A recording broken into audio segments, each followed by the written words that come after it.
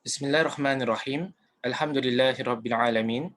Allahumma salli wa sallim ala nabiyyina Muhammad wa ala alihi wa sahbihi ajma'in. Rabbi shrah li sadri wa yassir li amri wahlul 'uqdatam min lisani yafqahu qawli. Allahumma arinal haqqa haqqan warzuqna ittiba'ah. Ya Allah, tunjukkanlah kami yang benar itu adalah benar dan permudahkanlah bagi kami untuk mengikut kebenaran tersebut. Wa arinal batila batilan warzuqna ijtinabah.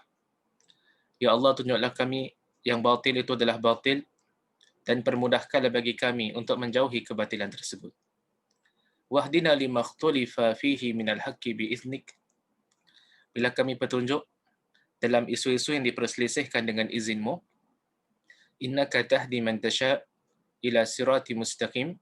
Sungguhnya engkau lah yang memberikan petunjuk kepada siapa yang kau inginkan ke jalan yang lurus. Na'udzu bikalimatillahi tammah min kulli syaitanin wa hammah wa min kulli ainin lammah. Muslimin muslimat yang dirahmati Allah, pertama dan utama, terimalah salam ukhuwah daripada saya. Assalamualaikum warahmatullahi wabarakatuh. Jadi selamat datang saya ucapkan kepada semua ke dalam sesi kita yang ke-10 dalam siri Adab Penuntut Ilmu online dan offline. Dan pada hari ini insya-Allah taala topik yang kita nak bincangkan adalah tentang bersikap jujur ketika menukil. Itu merupakan topik kita pada malam ini insya-Allah taala. Seperti biasa, kalau sekiranya antum ada komen atau kita minta respons daripada antum, bolehlah dituliskan dekat ruangan chat box. Kalau sekiranya ada soalan, bolehlah diajukan dekat ruangan Q&A insya-Allah taala. Kalau sekiranya kita berikan antum ruang untuk tanya secara verbal, bolehlah manfaatkan option raise hand. Jadi pada hari ini saya nak berikan tumpuan kepada topik yang tadi itu, iaitu bersikap jujur ketika menukil. Saya nak mulakan dengan satu cerita ataupun satu kitab yang dikarang oleh salah seorang tokoh ulama Syafi'i yang terkenal. Beliau adalah Imam Jalaluddin As-Suyuti rahimahullahu taala. Imam Suyuti ni dia ada karang sebuah kitab. Nama kitabnya adalah Al-Fariqu Baina Al-Musannif Was-Sariq. Iaitu kalau diterjemahkan ke dalam bahasa Melayu adalah perbezaan antara musannif. Musannif ni adalah pengarang buku, pengarang karya-karya ilmiah. Wasariq, golongan sariq ni adalah golongan yang mencuri. Dan ada sebab kenapa Imam As-Suyuti rahimahullahu taala dikarang kitab ini. Antara sebab kenapa Imam Suyuti rahimahullahu taala dikarang kitab ini adalah kerana salah sebuah karya ilmiah yang pernah ditulis oleh Imam As-Suyuti rahimahullahu taala pernah seolah-olah diambil oleh salah seorang daripada kenalan kepada anak murid dia. Dia ada seorang anak murid di Mekah. Kemudian anak murid tersebut ada kenalan dia, kawan dia. Dia plagiarize tulisan Imam Suyuti rahimahullahu taala. Jadi tujuan Imam Suyuti rahimahullahu taala, dia ceritakan tentang karyanya diambil oleh orang lain, tak disandarkan kepada Imam Suyuti rahimahullahu taala, tapi disandarkan kepada pencuri tersebut. Curi dekat sini maksudnya adalah curi ideas. Kita tak sandarkan kepada pemilik kata-kata tersebut, tapi kita sandarkan kepada diri kita sendiri. Dan itu merupakan karya yang pernah ditulis oleh Imam As-Suyuti rahimahullahu taala yang ada kaitan dengan plagiarism. Jadi salah seorang ulama kita yang pernah tulis tentang plagiarism, hari ini kalau kita belajar dekat peringkat tinggi, kebiasaannya selalu diingatkan oleh mana-mana institusi, tak kisahlah dekat politeknik ke ataupun dekat universiti, bila antum tulis sebuah artikel ilmiah tak boleh plagiarize. Kan kalau kita quote satu perkataan daripada sebuah kitab, kita kena berikan footnotes dia. Kan? Kita kena berikan nota kaki dia. Kita kena sandarkan kata-kata tersebut kepada siapa yang berkata. Jadi kalau kita ambil daripada sebahagian kitab, hendaklah kita sandarkan kepada pengarang kitab tersebut. Jadi ada sebuah kitab yang barangkali kalau sekiranya di kalangan antum ada yang boleh membaca dalam bahasa Arab, bolehlah cuba cari this particular buku online. Buku ni ada online dalam bentuk PDF, karangan Imam As-Suyuti, rahimahullahu taala. Saya dikenalkan dengan kitab ini oleh salah seorang guru saya dekat Universiti Islam Antarabangsa Malaysia, iaitu Profesor Tahir Al-Mesawi. Dia yang kenalkan kita dengan tulisan Imam Jalaluddin As-Suyuti rahimahullahu taala. Bahkan Imam Jalaluddin As-Suyuti rahimahullahu taala dalam kitabnya ini Al-Fariqu Bainal Musannif Was-Sariq, dia sebut tentang kesungguhan salah seorang tokoh ulama hadis yang terkenal, iaitu Imam Ibnu Hajar Al-Asqalani rahimahullahu taala. Imam Suyuti dia nukil kesungguhan Imam Ibn Hajar Al-Asqalani rahimahullahu taala, yang mana Imam Ibn Hajar ni dia selalu ingatkan anak-anak murid dia. Kalau sekiranya kalian ingin menyebut sepotong hadis Rasulullah sallallahu alaihi wasallam, ataupun kalau kalian menyebut kata-kata sahabat Nabi sallallahu alaihi wasallam, maka kata Imam Ibn Hajar, pesanan Imam Ibn Hajar dekat anak-anak murid dia, maka sebutkanlah siapa perawi hadis tu dan daripada mana sumber kamu ambil. Ini merupakan kesungguhan pesanan Imam Ibn Hajar Al-Asqalani rahimahullahu taala kepada anak-anak murid dia. Kalau nak quote hadis, kalau nak menukil hadis, sebut siapa perawi hadis ni. Jangan quote hadis tapi tanpa perawi dia. Quote hadis tapi tak sebut kat mana sumber dia. Kan? Itu merupakan pesanan daripada salah seorang tokoh ulama hadis dalam mazhab Syafi'i, iaitu Imam Ibn Hajar Al-Asqalani rahimahullahu taala. Okay. Jadi pada hari ini insya-Allah taala saya nak sentuh lebih kurang 11 perkara yang saya bila sepanjang saya menuntut ilmu lah. Kan saya dapati kadang-kadang sebahagian talibul ilm, sebahagian para penuntut ilmu kalau tak berhati-hati, dia boleh tergelincir dalam perkara-perkara yang bakal disebutkan yang ada kaitan dengan topik kita pada malam ini, iaitu bersikap jujur ketika menukil. Yang pertama yang saya nak kongsi pada malam ini, yang perlu dihiasi oleh golongan para penuntut ilmu especially, adalah kepentingan memastikan derajat sesuatu hadis. Kita ni bila nak menukil hadis, kita nak quote hadis, kita nak share hadis dekat orang, the first thing that we should do adalah kita kena pastikan derajat of that particular hadis. Adakah status hadis ni sahih? Adakah status hadis ni adalah hasan? Adakah status hadis ni adalah lemah? Kalau dia status yang lemah, lemah yang mana satu? Adakah dha'fun yasir? Adakah dia lemah yang sedikit? Ataupun dia dha'ifun jiddan? Ataupun dia lemah yang banyak? Jadi seorang talibul ilm, kan kadang-kadang bila kita kongsi sesuatu, sama ada kita kongsi menerusi penulisan. Kan ada yang barangkali berkecimpung dalam bidang penulisan. Antum tulis artikel, tulis buku. Okay. Maka kita perlu verify, kita perlu cek terlebih dahulu hadis yang kita nak kongsi ni adalah hadis yang kirakan diterima oleh golongan para ulama hadis. Kita nak share status dekat Facebook ataupun di social media juga, kita perlukan kepentingan memastikan derajat sesuatu hadis. Pada kesempatan ini berkaitan dengan langkah yang pertama ni ataupun perkara yang pertama ni, saya nak quote kata-kata salah seorang asatidzah daripada Malaysia. Beliau adalah Ustaz ataupun Dr. Hafiz Saroni. Dia ada karang sebuah kitab dalam bahasa Melayu berkaitan dengan kaedah-kaedah takhrij hadis. Takhrij hadis ni adalah satu cabang ilmu dalam bidang hadis yang dia ajarkan kepada para penuntut ilmu macam mana kita nak trace balik, kita nak kesan sumber asal sepotong hadis Nabi sallallahu alaihi wasallam. Kadang-kadang kita baca certain hadis, tapi pengarang, orang yang share hadis tu dia tak share, dia tak kongsikan dengan kita dekat mana dia ambil hadis tersebut. So ilmu takhrij hadis adalah ilmu yang amat penting bagi golongan para penuntut ilmu, kan, especially mereka-mereka yang berkecimpung dalam bidang penulisan. Diajarkan kepada kita macam mana kita nak kesan sumber asal of that particular hadis.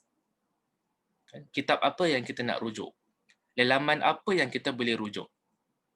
Kata doktor ataupun Ustaz Hafiz Saroni dalam kitabnya, dia kata memastikan derajat sesuatu hadis yang disampaikan bukan sahaja tanggungjawab bagi ahli hadis semata-mata, bahkan ia adalah tanggungjawab bagi seorang alim, kadi, khatib, ahli fiqh, ahli sufi, penyelidik, penulis Islam, ustaz, pelajar, penceramah, pendakwah, peminat ilmu agama dan semua yang terlibat dalam medan penyampaian dan penyebaran agama Islam.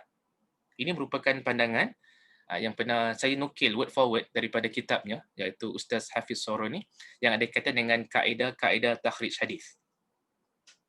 Jadi menurut pandangan beliau ini, tanggungjawab untuk pastikan derajat sepotong hadis ni bukan tanggungjawab golongan ahli hadis sahaja. Sesiapa sahaja yang terlibat dalam medan dakwah. Antum nak kongsi kebaikan dengan orang lain. Antum nak kongsi hadis Nabi SAW kepada masyarakat awam. Terlebih sebelum kita kongsi dengan orang lain, kita kena pastikan terlebih dahulu tentang status of this particular hadis. Adakah dia hadis yang sahih? Adakah dia hadis yang hasan? Kan? Jadi perlu kita cek terlebih dahulu. And to be able to do this, kan antum akan lihat, saya lihat dalam bidang hadis ni ada beberapa cabang ilmu yang ada kaitan dengan hadis yang perlu dikuasai oleh golongan penuntut ilmu. Kan? Especially kalau antum nak tahu kenapa hadis ni sahih. Kadang-kadang kita tengok dekat website, certain website kata hadis ni sahih sebagai contoh. Tapi kadang-kadang kita tak tahu kenapa, apa yang membuatkan hadis ni sahih. Kadang-kadang sebahagian dalaman dia kata hadis ni status dia hasan. Tapi barangkali bagi sebahagian penuntut ilmu, dia kurang pasti kenapa ulama hadis berikan this particular hadis statusnya hasan. Jadi di sana ada beberapa cabang ilmu yang saya lihat penting untuk dikuasai, untuk dipelajari, didalami oleh golongan penuntut ilmu, untuk for you to be able untuk understand, faham secara komprehensif kenapa ulama-ulama menghukumkan, menilaikan sepotong hadis sebagai sahih ataupun sebagai hasan ataupun sebagai lemah. Antara ilmu-ilmu yang penting yang ada kaitan dengan hadis yang penting yang saya lihat adalah contoh ilmu tentang ulumul hadis, mustalah hadis, ilmu tentang rijalul hadis, tentang para perawi hadis, ilmu tentang al-jarh wa ta'dil. Al-jarh wa ta'dil adalah salah satu cabang ilmu yang berkaitan dengan hadis, yang mana para ulama hadis memberikan kritikan ataupun memberikan pujian kepada para perawi hadis. Ilmu yang ada kaitan dengan takhrijul hadis, especially bila kita nak kesan sumber asal sepotong hadis Nabi SAW, dia perlu ada ilmu yang ada kaitan dengan takhrijul hadis. And especially bagi mereka yang berkecimpung dalam bidang penulisan. Antum nak tulis artikel ilmiah, antum tulis tesis, antum tulis buku, dia perlu bila kita quote mana-mana hadis dekat dalam tulisan kita, kita kena quote, kita kena menukil dengan secara ilmiah. Bila any hadis yang kita quote, kan di sana ada beberapa perkara yang perlu kita sertakan dalam nota kaki kita. Antaranya adalah siapakah nama ulama hadis. Dan hadis tersebut dia berada dekat dalam kitab hadis yang mana satu? Adakah Sahih Al-Bukhari? Adakah Sahih Muslim? Adakah Muwatta' Imam Malik? Ataupun kitab-kitab yang lain? Siapa pengarang kitab hadis tersebut? Apa nama chapter? Hadis itu berada dalam chapter apa? Adakah Kitabus Salah, chapter berkaitan dengan salat, ataupun chapter yang ada kaitan dengan taharah, bersuci, ataupun chapter-chapter yang lain? Dia berada kat dalam bab yang mana satu? Jadi kalau dia chapter of prayer, Kitabus Salah, chapter berkaitan dengan salat, dia bab yang mana satu? Bab salat Jumaat ke? Bab salat jemaah ke? Bab salat-salat sunat ke?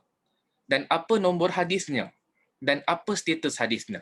Jadi kata para ulama, a full takhrij, bila kita kesan semula, kesan kembali, nak cari sumber asal sepotong hadis Nabi SAW, especially yang berkecimpung dalam bidang penulisan, dia kena share dengan the readers at least around 5 ataupun 6 perkara yang ada kaitan dengan hadis itu.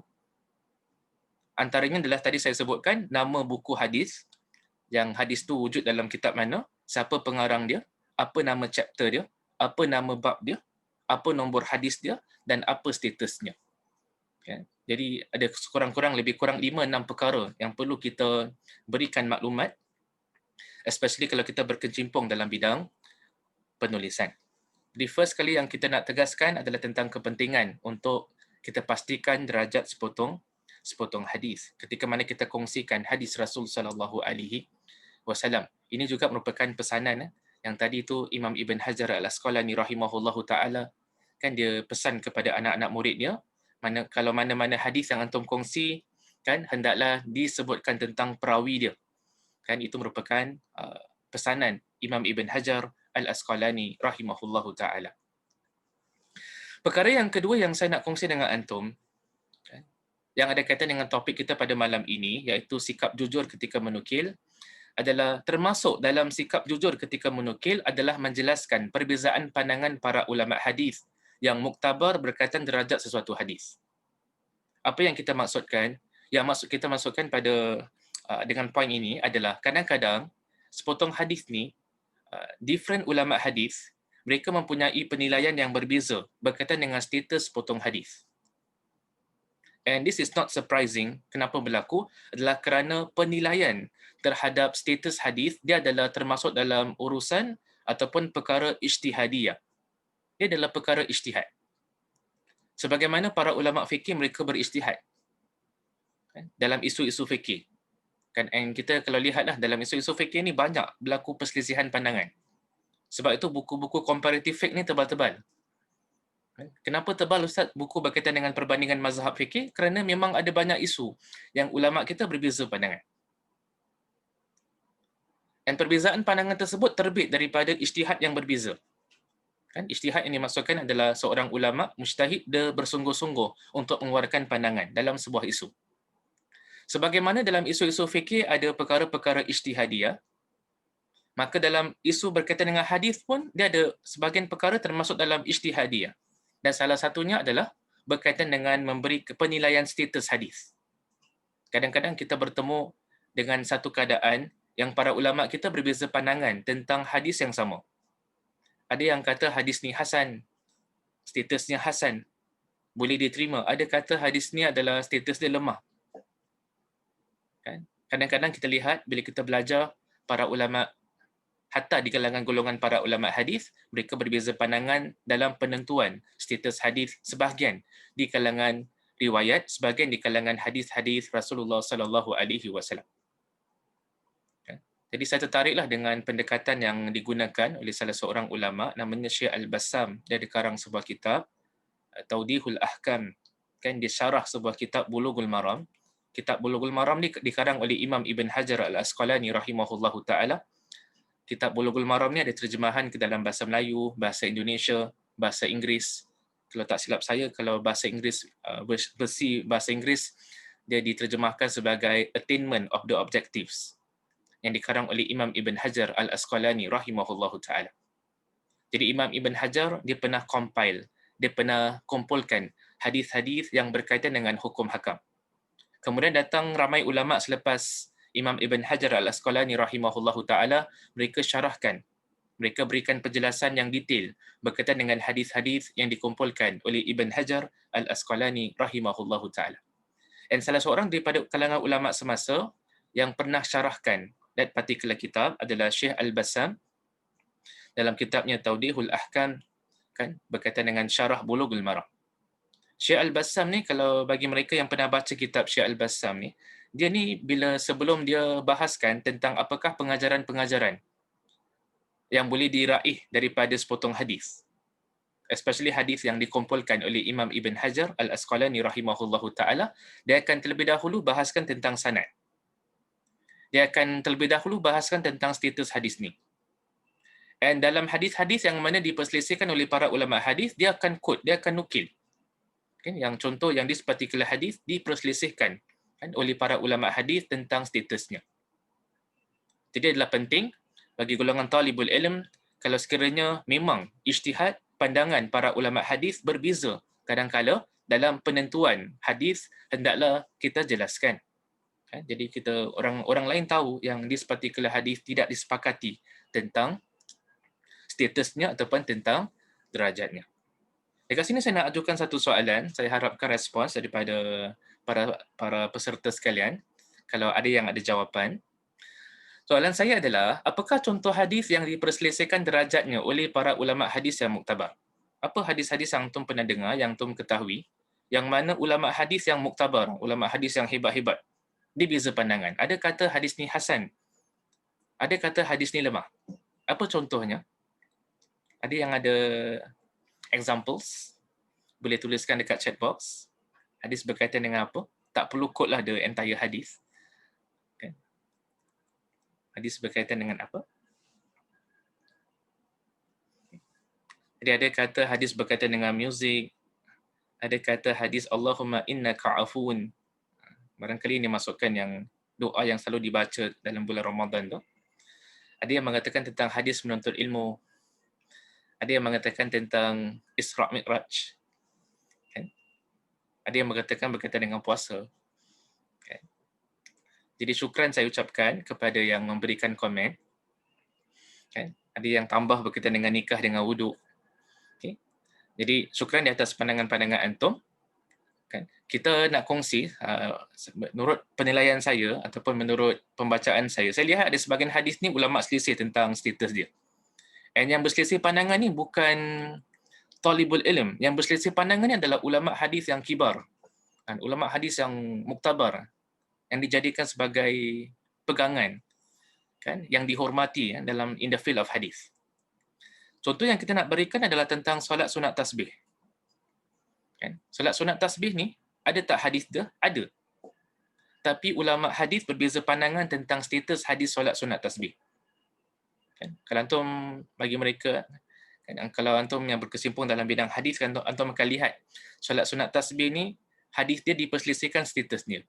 Sebahagian di kalangan ulama kata hadis solat sunat tasbih ni dhaif, lemah, tak boleh dijadikan sebagai hujah. That's why kita lihat sebahagian laman, sebahagian websites, kalau kita type tentang the ruling of performing the tasbih prayer, kan, hukum mendirikan solat sunat tasbih, antum akan lihat yang sebahagian website kata tak sunat melakukan solat sunat tasbih kerana hadisnya lemah. Dalam masa yang sama juga, antum akan lihat sebagai laman dia kata sunat melakukan solat sunat tasbih.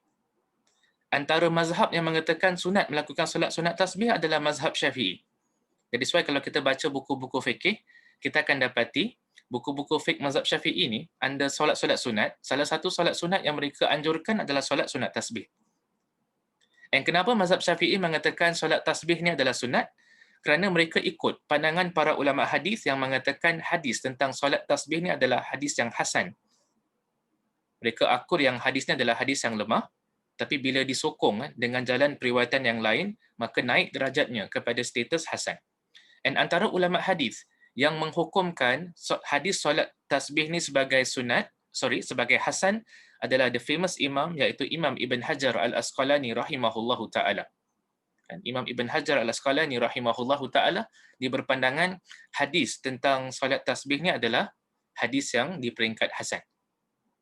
Jadi antum akan lihat ada sebahagian hadis ni, para ulama hadis berbeza pandangan. Lagi satu isu yang saya lihat, yang berlaku perselisihan pandangan, penilaian status hadis, adalah hadis yang berkaitan dengan apabila hari raya bertembung dengan hari Jumaat. Apabila hari raya, tak kisahlah Idul Fitr ataupun Idul Adha, kalau bertembung dengan hari Jumaat, ada satu perbahasan fikih yang dibahaskan oleh ulama kita daripada dulu sampai sekarang, iaitu wajib tak bagi golongan lelaki yang telah menghadirkan diri untuk solat hari raya, wajib tak dia untuk menghadirkan diri sekali lagi untuk mendirikan solat Jumaat.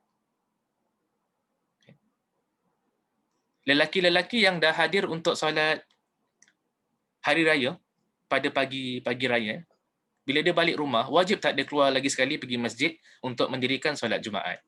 Isu ini antum akan lihat kalau antum pergi surf ataupun lungsuri kat internet, antum akan lihat yang isu ni isu yang diperselisihkan oleh para ulama.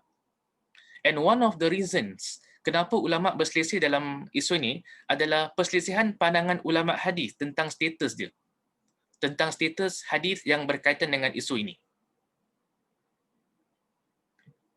Yang mana disebutkan dalam sebahagian hadis, Nabi SAW berikan kelonggaran kepada mereka-mereka yang telah hadirkan diri untuk mendirikan solat Idul Fitr. Nabi berikan kelonggaran untuk tidak menghadiri solat Jumaat. Tapi dia perselisihkan oleh para ulama hadis tentang statusnya. Ada kalangan ulama hadis yang mengatakan hadis ni dhaif. Jadi hadis dhaif tak boleh digunakan.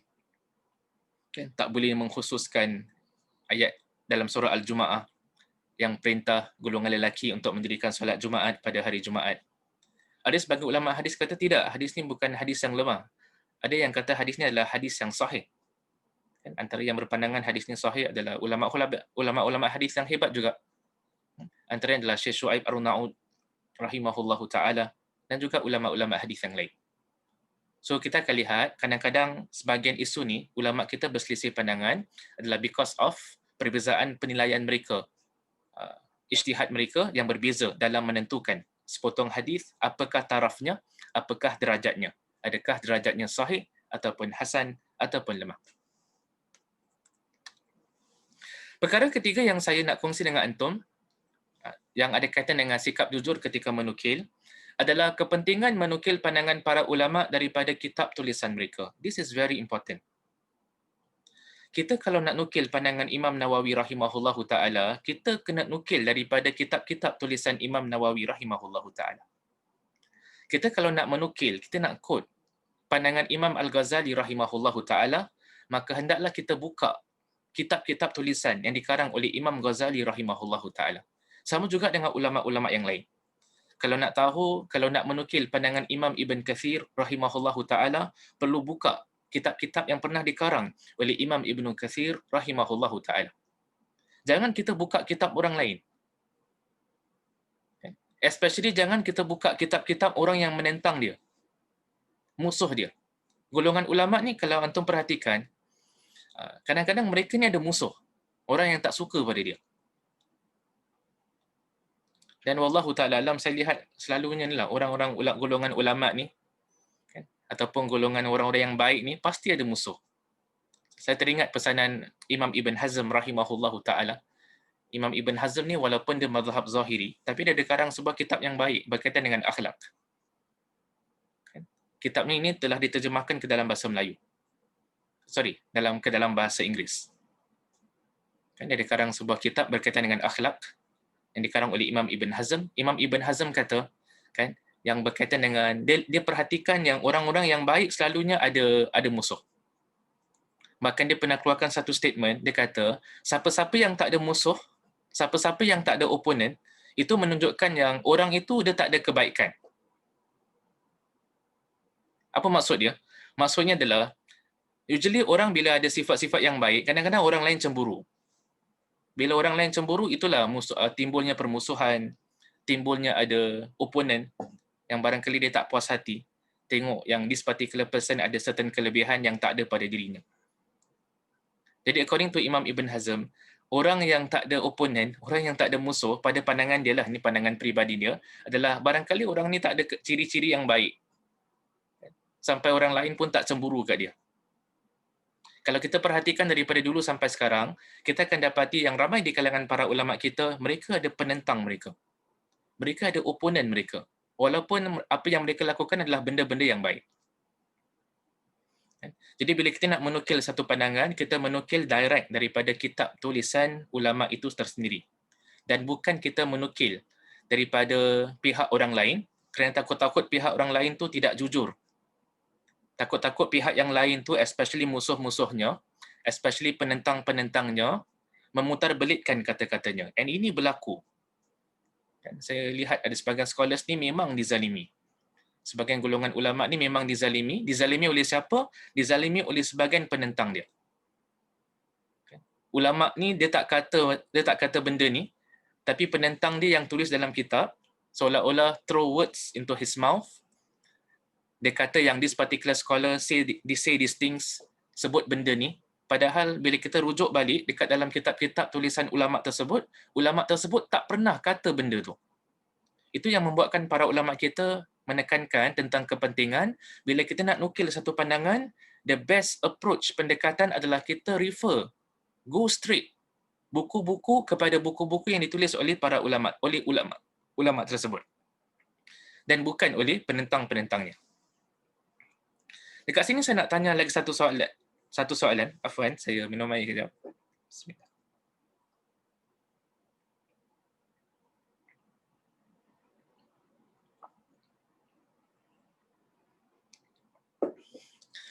Lagi satu soalan yang saya nak ajukan kepada antum. Sekiranya seorang pelajar ingin menukil pandangan Imam Nawawi, apakah contoh-contoh kitab yang seharusnya beliau rujuk? Yang boleh beliau rujuk. Ada pandangan daripada antum? Boleh tuliskan dekat chat box. kalau saya nak quote kata-kata Imam Nawawi rahimahullahu taala, buku-buku apa yang boleh saya rujuk? Jadi ada yang kata Al-Azkar, ada kata Riyadus Salihin, ada kata Hadis 40, ada kata At-Tibyan, okay? Ada kata Syarah Sahih Muslim, Syarah Al-Muhadzab, Al-Majmu', Syarah Sahih Muslim. Syukran. Itu merupakan di antara kitab-kitab yang pernah dikarang oleh Imam Nawawi rahimahullahu taala. And apa yang antum sebut tu betul. Kita kalau nak tahu, nak quote pandangan Imam Nawawi, kita rujuk balik kepada kitab-kitab yang pernah ditulis oleh Imam Nawawi rahimahullahu taala. Imam Nawawi ni antum akan lihat bila kita baca tentang biografi Imam Nawawi ni dia hidup tak begitu panjang. Umur dia sekitar 40 lebih dia dah meninggal lah. Kan? So he died in his 40s. 40 lebih tahun dah meninggal. Tapi kalau antum lihat sumbangan ilmu, sumbangan ilmiah yang diberikan oleh Imam An-Nawawi rahimahullahu taala adalah begitu banyak. Kan? Dia ada kitab yang ada kaitan dengan Quran, kan? Bagi mereka-mereka pencinta Al-Quran, kan? Ada sebuah kitab yang telah diterjemahkan ke dalam bahasa Melayu dan juga diterjemahkan ke dalam bahasa Inggeris, At-Tibyan fi Adab Hamalatil Quran. Dia ada karang berkaitan dengan hadis, Syarah Sahih Muslim. Dia ada karang berkaitan dengan mustalah hadis. Kan? Dia ada karang kitab berkaitan dengan Al-Azkar, kan? Tentang zikir-zikir dan doa yang juga diterjemahkan ke dalam bahasa Melayu. Dia ada karang kitab berkaitan dengan fikih, Rawdatul Talibin. Kan? Dia ada karang kitab Al-Majmu' Syarah Al-Muhadzab, walaupun dia tak sempat untuk selesaikan, tapi itu merupakan salah satu sumbangan dia. Dan juga banyak sumbangan-sumbangan beliau yang lain. Kan? Jadi kita perlu refer direct, kan, kepada tulisan Imam Nawawi kalau nak tahu tentang pandangan Imam Nawawi rahimahullahu taala. Seterusnya yang kita nak kongsi dengan antum, perkara yang berikutnya adalah sekiranya seorang alim membenarkan sesuatu perkara dengan syarat-syarat tertentu, hendaklah menukil pandangan tersebut beserta syarat-syaratnya. Jadi antum akan lihat dalam sebahagian isu ni ulama kita berselisih pandangan. Ada kata boleh secara mutlak, ada kata boleh tapi bersyarat, ada kata tak boleh. Jadi especially pandangan-pandangan para ulama yang dia kata boleh tetapi dia letakkan syarat. Dia letakkan 3 syarat, dia letakkan 4 syarat sebagai contoh. Sebagai seorang talibul ilm, sebagai seorang penuntut ilmu, bila kita nak menukil pandangan ulama tersebut, jangan terus kata ulama ni kata boleh. Full stop. Sedangkan dia diletakkan syarat yang mana antum tak share, yang mana antum tak menukil syarat-syarat yang diletakkan tu. Jadi kalau seorang alim, dia kata benda ni boleh tapi dengan 4 syarat. Adalah termasuk dalam amanah ilmu, bila seorang talibul ilm, seorang penuntut ilmu, bila kongsi dekat orang lain, pandangan ulama ni, dia pun kena kongsikan sekali dengan syarat-syarat yang diletakkan oleh para ulama tersebut. Jangan kita cakap ulama ni kata boleh, full stop. Tapi kita abaikan. Kita tak berlaku jujur. Tak kongsikan kepada the readers ataupun kepada orang lain tentang syarat-syarat yang diletakkan oleh para ulama ini. Perlu kongsi juga dia punya syarat-syarat. Ulama yang mengatakan suatu perkara itu boleh dengan bersyarat, itu bermakna kalau syarat itu tidak dipenuhi, maka benda itu jadi tak boleh. And that is the implication. Jadi adalah penting bagi golongan penuntut ilmu, bila antum kongsi satu pandangan yang ada syarat, perlu dikongsi juga dengan syarat-syaratnya. Jangan cakap boleh tapi kita abaikan syarat-syarat yang telah digariskan oleh para ulama tersebut. Saya nak bagi satu contoh lah, satu isu yang mana controversial sikit lah. Kan? Bukan controversial sikit lah, controversial banyak. Kan? Isu ni kalau antum tak pandai handle, kadang-kadang boleh gaduh. Gaduh maksudnya bukanlah sampai bertumbuk, kan? Maksudnya bertikam lidah.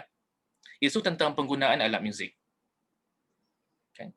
Jadi antum akan lihat, bagi mereka yang serius dalam buat kajian tentang penggunaan alat muzik ni, antum akan dapati daripada dulu sampai sekarang ulama tak sepakat tentang isu ni.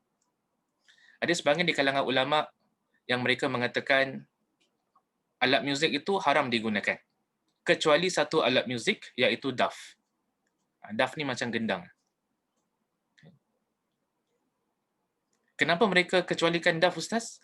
Antara sebabnya adalah kerana memang ada hadis-hadis yang sahih yang mana ada sebahagian golongan kan pernah mainkan daf ni ataupun mainkan gendang ni dekat depan Nabi SAW, tapi Nabi tak melarang mereka. Nabi tak menghalang mereka. Nabi tak kata benda tu haram. Jadi ada satu pandangan di kalangan ulama mengatakan semua alat muzik boleh digunakan kecuali, terbalik. Semua alat muzik tak boleh digunakan kecuali daf, kecuali gendang. Ini merupakan pandangan pertama di kalangan para ulama. Pandangan kedua di kalangan para ulama, mereka mengatakan semua alat muzik boleh digunakan. Terbalik pula. Semua alat muzik boleh digunakan dengan syarat. Antara syarat yang mereka letakkan, dalam penggunaan alat muzik tersebut, tak boleh ada elemen-elemen, benda-benda yang bercanggah dengan prinsip ajaran Islam. Tak boleh ada perkara-perkara yang bercanggah dengan prinsip ajaran Al-Quranul Karim. Tak boleh ada perkara-perkara yang bercanggah dengan prinsip ajaran sunnah Rasul sallallahu alaihi wasallam. Tak kisahlah apa jua jenis alat muzik. Sama ada alat muzik tersebut adalah daf, gendang, violin, gitar dan yang lain-lain, selagi mana tak ada elemen-elemen yang bercanggah dengan ajaran Islam, maka hukumnya mubah. This is a second opinion. Dan ini bukan pandangan ulama semasa sahaja, pandangan ini juga dipegang oleh sebahagian ulama-ulama silam. Cuma saya nak kongsi satu perkara. Dua golongan ulama ni, mereka actually sepakat dalam satu perkara. Mana-mana alat muzik yang digunakan untuk mainkan muzik-muzik yang ada elemen-elemen yang bercanggah dengan ajaran Islam, itu memang tak boleh. Apa yang kita maksudkan dengan elemen-elemen yang bercanggah dengan ajaran Islam? Sebagai contoh, lirik dia. Lirik dia adalah lirik-lirik yang mengajak kepada kesyirikan. Lirik-liriknya mengajak kepada kemaksiatan. Itu adalah contoh elemen yang diharamkan. Ataupun kadang-kadang lirik dia okey, tapi dia punya gaya persembahan dia tak okey. Pimpin tangan antara lelaki dengan wanita, kan, yang bukan mahram. Itu secara jelas adalah diharamkan di dalam Islam. Jadi isu ini adalah satu isu yang diperselisihkan oleh para ulama. Jadi bagi golongan, sebagai contohlah, kalau sekiranya di sana ada golongan orang-orang Islam yang lebih cenderung kepada pandangan yang kedua, yang mengatakan alat muzik ini boleh digunakan, maka saya harap sangat bila antum nukil pandangan para ulama, nukil sekali dengan syarat-syarat yang mereka letakkan. Para ulama, sebahagian di kalangan mereka, ketika mana mereka membenarkan penggunaan alat muzik, mereka letakkan syarat. Apakah syaratnya?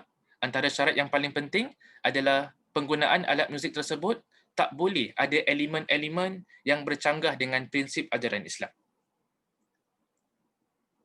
Which means, kan, kalau di sana ada elemen-elemen yang bercanggah dengan ajaran Islam, lirik dia tak okey, lirik dia ada unsur-unsur kemaksiatan, maka jenis penggunaan alat muzik ni adalah sesuatu yang tak dibenarkan kalau tak fulfill, tak patuhi syarat-syarat yang diletakkan oleh para ulama. Dan saya akurlah this particular issue adalah isu yang a bit controversial. Ada sebahagian talibul ilm, mereka lebih cenderung kepada pandangan pengharaman semua alat muzik kecuali daf. Dan ini juga ada sandarannya di kalangan para ulama muktabar yang berpegang dengan pandangan yang pertama ni. Di kalangan ulama silam dan juga ulama semasa. Antara ulama semasa, ulama silam dan ulama semasa yang berpegang dengan pandangan semua alat muzik tak boleh kecuali daf adalah ulama-ulama yang hebat seperti Al-Imam Ibn Hajar Al-Haytami rahimahullahu taala, kan, seperti Syekh Muhammad Az-Zuhaili, kan, seperti Syekh Muhammad Salih Al-Utsaimin, kan, dan ramai lagi ulama yang berpegang dengan pandangan pertama. Tapi dalam masa yang sama juga di sana ada pandangan kedua di kalangan para ulama, kan, yang mengatakan penggunaan alat muzik adalah dibenarkan selagi mana tidak diiringi dengan perkara-perkara kemaksiatan. Ini juga merupakan ulama-ulama yang hebat, kan, seperti Imam Al-Ghazali rahimahullahu taala, Syekh Muhammad Shaltut, Syekh Ramadan Al-Buti, Syekh Yusuf Al-Qardawi, Syekh Said Sabiq. Bahkan Al-Imam Asy-Syaukani rahimahullahu taala, salah seorang tokoh ulama hadis, dia ada karang sebuah kitab, kan, sebuah risalah kecil yang berjudul Da'wah, kan, Ibtal Da'wal Ijma' ala Tahrim Mutlaq As-Sama'. Imam Asy-Syaukani rahimahullahu taala dia ada karang sebuah risalah sebuah kitab yang dia katakan isu penggunaan alat muzik ni adalah isu yang diperselisihkan oleh para ulama. Walaupun his personal opinion, kan, pandangan peribadi Imam Syaukani rahimahullahu taala, dia lebih cenderung kepada pandangan tak benarkan penggunaan alat muzik. That his personal opinion. Tapi dalam that particular risalah, dia sebut yang isu penggunaan alat muzik ni adalah isu khilaf. Bahkan dia senaraikan nama-nama ulama, kan, nama-nama ulama silam yang berpegang dengan satu pendirian yang berbeza dengan pendirian beliau. Kan? Jadi adalah penting bila kita menukil mana-mana pandangan para ulama, kita kena nukil dengan secara jujur. Kalau mereka letakkan syarat, kita perlu menukil syarat-syarat tersebut. Jangan kita kata boleh tapi kita tinggalkan syarat-syarat yang telah diletakkan oleh para ulama tersebut.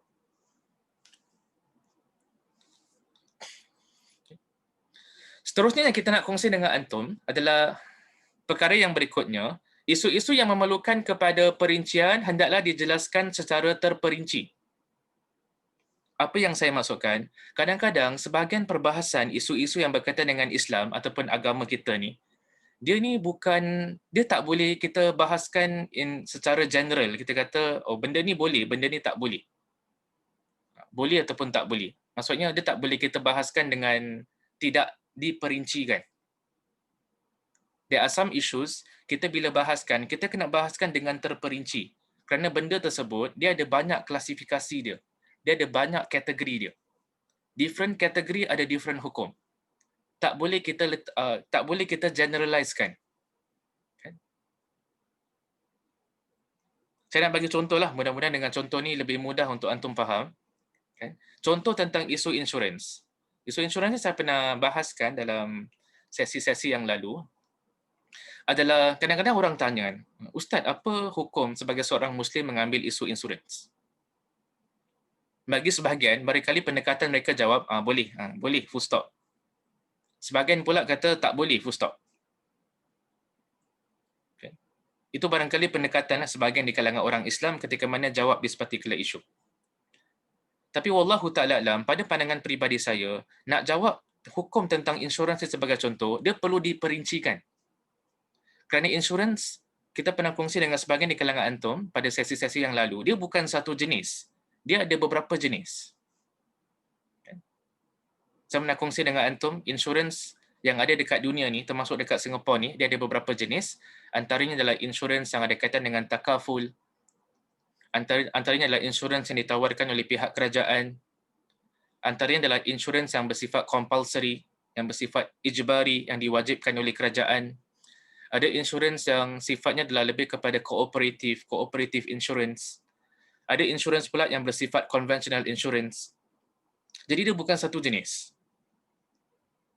Each and every jenis ni, kategori ni, harus dibahaskan secara independen. Okay. Harus dibahaskan dengan independen. Jadi contoh yang insurans tadi, kan? Jadi kita one by one lah. Okay, takaful. Macam mana takaful ni? Boleh ke tak boleh? Okay. Kemudian second pula, insurans yang ditawarkan oleh pihak kerajaan. Boleh ke tak boleh? Kita kat Singapura pun ada insurans yang ditawarkan oleh pihak kerajaan, especially yang ada kaitan dengan CPF. Kita pernah kongsi dengan antum, ada CPF Life. It's a form of insurance actually. Dan ada lagi lah yang ditawarkan, MediShield Life.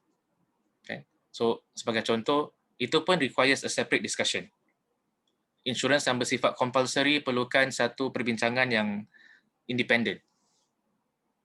Orang yang beli vehicle, kenderaan, barangkali diwajibkan untuk purchase insurans yang berkaitan dengan kenderaan. So each and every kategori ini harus dibahaskan secara independen. Sebab tu saya secara peribadilah, saya kalau nak jawab soalan tentang insurans ni, saya ni kurang gemar untuk bagi an answer yes or no je. Because different people, mereka ambil different policy. Okay. Kena tahu terlebih dahulu apa polisi yang diambil, yang mana satu, mana jenis. Okay. Ada kesepakatan pun ataupun ada khilaf di kalangan ulama perlu dijelaskan. Okay. Jadi there are some issues out there yang saya rasa secara peribadi, saya rasa dia punya jawapan tak boleh just a yes or no. Tapi kita kena tengok to the different categories, the classifications, klasifikasinya, dan setiap kategori itu hendaklah dibahaskan secara independen. Itu yang kita maksudkan. Jadi benda-benda yang perlukan kepada perincian, benda-benda yang perlu kita detailkan, hendaklah kita detailkan. Jangan jawab secara brief. Takut-takut kita jawab secara brief, kita tak berikan keadilan dalam kepada topik tersebut. Okay. Wallahu ta'ala alam. Seterusnya, okay, saya cover the slides dulu lah. Hari ini slides macam banyak sikit. Nanti insyaAllah, kalau siapa-siapa ada soalan, can just tulis dekat Q&A. Takut-takut antum lupa soalan tersebut. Kita akan peruntukkan masa sikit nanti untuk jawab soalan-soalan antum, insyaAllah ta'ala. Seterusnya yang kita nak kongsi dengan antum, apabila menukil pandangan sebuah mazhab, hendaklah diambil daripada rujukan-rujukan yang muktabar dalam mazhab tersebut. Kita nak menukil pandangan mazhab Syafi'i, jangan buka kitab mazhab Hanafi. Kita nak menukil pandangan mazhab Maliki, jangan buka kitab mazhab Hambali. Nak menukil kitab pandangan mazhab Syafi'i, buka kitab-kitab muktabar dalam mazhab Syafi'i. Nak menukil pandangan mazhab Hanafi, buka kitab-kitab muktabar dalam mazhab Hanafi. Ustaz, kenapa saya tak boleh buka kitab mazhab yang lain? Bukan kita kata haram antum buka. Tapi takut-takut, bila seorang author tu, seorang pengarang, contoh dia bermazhab Maliki, dia akan menangkan pandangan mazhab Maliki. Jadi dalam kitab tersebut barangkali dia akan sanggah habis-habisan pandangan mazhab Syafi'i sebagai contoh. Jadi kalau antum betul-betul nak tahu hujah-hujah dan dalil-dalil mazhab Syafi'i, maka hendaklah rujuk kepada kitab mazhab Syafi'i. Sama juga dengan mazhab-mazhab yang lain. Nak tahu tentang pandangan mazhab Zahiri, kan? Buka kitab yang dikarang oleh ulama yang bermazhab Zahiri. Kan? Sebagai contoh, the famous Imam Ibn Hazm rahimahullahu ta'ala, dia tinggalkan satu sumbangan ilmu, karyanya iaitu Al-Muhalla, Syarah Al-Mujalla. Karangan Imam Ibn Hazm rahimahullahu ta'ala. Jadi kita kena latih diri kita. Kan? Kalau nak tahu pandangan sebuah mazhab, kan, hendaklah kita buka kitab-kitab yang muktabar, kitab-kitab yang reliable daripada mazhab tersebut. Dan bukan kita buka kitab mazhab yang lain. Berkaitan dengan topik ni, saya nak ajukan satu soalan. Kita harapkan antum boleh berikan respons antum, komen antum tentang soalan pada slide yang ke-15. Apakah contoh-contoh kitab rujukan yang muktabar dalam mazhab Syafi'i? Apa yang antum tahu? Nama-nama kitab yang muktabar dalam mazhab Syafi'i sebagai contoh. Mazhab yang dipegang oleh ramai orang di Southeast Asia ni. Ada yang sebut Al-Um, kan? Ada sebut tentang Ar-Risalah, kan? Ada yang sebut Al-Um sekali lagi. Kan? Memang betul lah, itulah di antara sebahagian rujukan-rujukan penting seperti Ar-Risalah, Al-Um. Ar-Risalah ni lebih kepada kitab usul fikih. Ada sebut tentang fiqh al-manhaji, kan? Tulisan ulama-ulama semasa, kan? Ada sebut tentang Safinatun Najah, kan? Matan Abi Suja', kan? Al-Muqtamad fi fiqh Syafi'i, kan? Syarah Ibn Suja', kan? Syukran kita ucapkan kepada yang memberikan komen. Ada yang sebut tentang Syarah Al-Muhadzab. Jadi sebenarnya ada banyak rujukan-rujukan yang muktabar dalam mazhab Syafi'i. Ada yang matan dia bersifat ringkas, kan? Yang tak begitu detail. Ada yang perbahasan dia detail lah, seperti kalau kita buka kitab Al-Majmu' Syarah Al-Muhadzab, karangan Imam Nawawi rahimahullahu ta'ala, perbahasan dia memang detail. Detail sangat. Sebab itu very voluminous. So for each and every mazhab, kita perlu tahu yang mereka juga ada rujukan-rujukan yang muktabar. Mazhab Hanafi dia ada rujukan yang tersendiri. The famous book dalam mazhab Hanafi adalah Bada'i' Sana'i' fi Tartib Syara'i' karangan Imam Al-Kasani rahimahullahu ta'ala. Dalam mazhab Hambali ada kitab Al-Mughni karangan Imam Ibn Qudamah rahimahullahu ta'ala. Mazhab Maliki ada dia punya own set of references, Al-Mudawwana, kan, dan kitab-kitab yang lain dalam mazhab Hanafi, mazhab Maliki. Mazhab Zahiri pun ada dia punya own rujukan, kitab Al-Muhalla. Mazhab Syiah pun ada rujukan dia sendiri.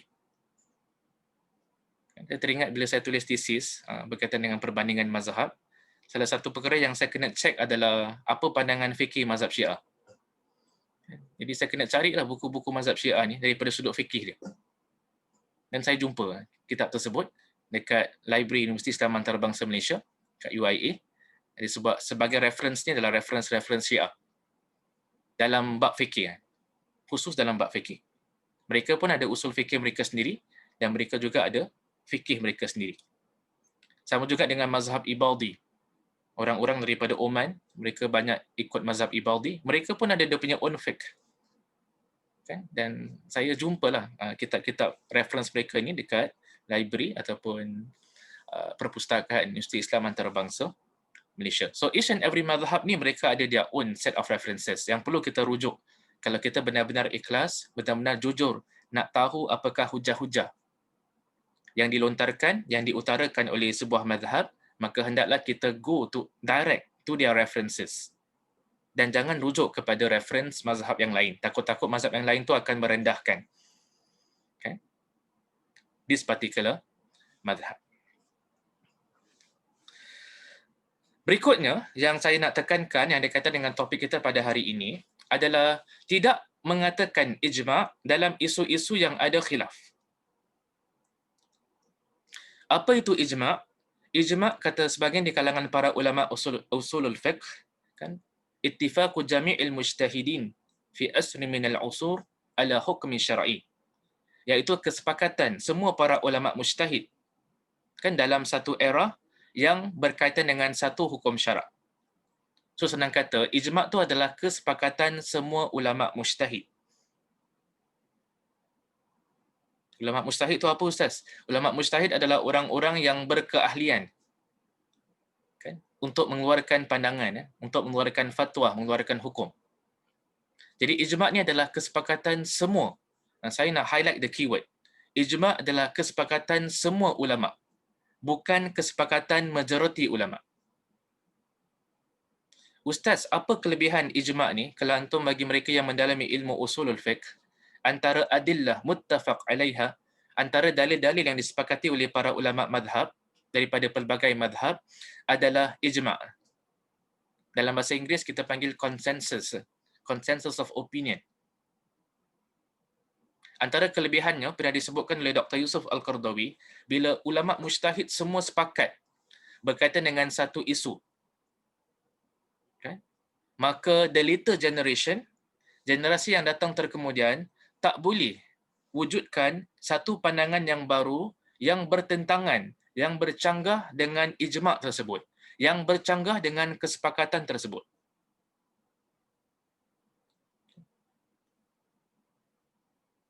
Jadi senang kata, ijma' ni is opposite of khilaf. Khilaf tu maksudnya perbezaan pandangan. Mazhab Syafi'i cakap macam gini, mazhab Maliki cakap macam gini, mazhab Hambali cakap macam gini. Ijma' ni adalah semua ulama sepakat. Itu ijma'. Kesepakatan semua ulama mujtahid. Jadi apa yang saya nak tekankan pada malam ini adalah benda-benda yang ada khilaf, yang ada perbezaan pandangan, antum jangan cakap benda ni ijma'. Itu tak jujur. Benda-benda yang ada perselisihan pandangan di kalangan para ulama muktabar, jangan kita kata yang benda ni ustaz, ni ijma' ustaz.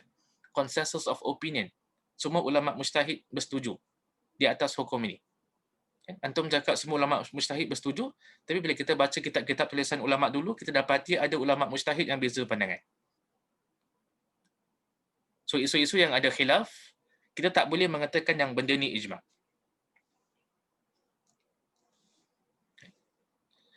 Dalam kesempatan ini saya nak nukil kata-kata salah seorang tokoh ulama syariah yang terkenal yang telah pun kembali ke rahmatullah. Salah seorang ulama sirah yang terkenal, iaitu Syekh Wahbah Az-Zuhaili rahimahullahu ta'ala. Seorang ahli fikih, seorang ahli usul fikih. Syekh Wahbah Az-Zuhaili rahimahullahu ta'ala, dia pernah sebut sesuatu dan saya nukil ini, saya terjemahkan daripada kitab asalnya.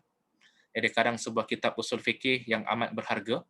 Nama kitab usul fikihnya adalah Usul Al-Fiqh Al-Islami. Usul Al-Fiqh Al-Islami yang dicetak lebih kurang 2 jilid. Buku ni boleh dapat online oleh Syekh Wahbah Az-Zuhaili rahimahullahu ta'ala. Saya tertarik dengan kata-kata Syekh Wahbah Az-Zuhaili rahimahullahu ta'ala yang berkaitan dengan ijma'. Apa kata Syekh Wahbah Az-Zuhaili rahimahullahu taala? Dia pernah berkata, kerap kali kita terjumpa dalam buku-buku mazhab fikih, seorang ahli fikih berdalil dengan ijma'. Kadang-kala kita dapati dalam perkara yang mazhab berbeza pendapat, tetapi setiap mazhab mendakwa ijma' untuk menyokong pendapat imam mereka. Ini menjadikan ijma' berlaku dengan banyak. Jadi sebelum saya beralih kepada the next slide, sambungan kata-kata Syekh Wahbah Az-Zuhaili, the first part of this particular perkataan ini, kita akan dapati yang kata Syekh Wahbah Az-Zuhaili, bila dia buka kitab-kitab sebagian ulama' fikih ni, sebagian ulama' fikih mengatakan yang isu ini ijma'. Okay. Kenapa dia cakap benda ni ijma' adalah kerana nak sokong pendapat imam dia. Jadi dia support pandangan imam dia, pandangan imam mazhab dia sebagai contoh. Kemudian dia kata isu ni isu ijma'. Jadi bila tadi saya katakan, salah satu implikasi bila isu tu dah menjadi ijma', menjadi kesepakatan semua ulama', the later generation tak boleh wujudkan a new opinion, pandangan yang baru yang bertentangan dengan kesepakatan tersebut. Jadi mereka nak menangkan mazhab mereka. Dan cara mereka menangkan mazhab mereka salah satunya adalah dengan menyebutkan isu ini ijma'. Kemudian sambungan Syekh Wahbah Az-Zuhaili rahimahullahu taala, Syekh Abu Ishaq Al-Isfaraini berkata, kita mengetahui bahawa isu-isu ijma' melebihi 20,000. Adakah dakwaan ini benar? Adakah ini ijma' yang diiktiraf sebagai sumber ketiga syariat Islam? Inikah ijma' yang istimewa yang terpelihara daripada kesalahan berbanding dengan ijma' dalam ilmu lain?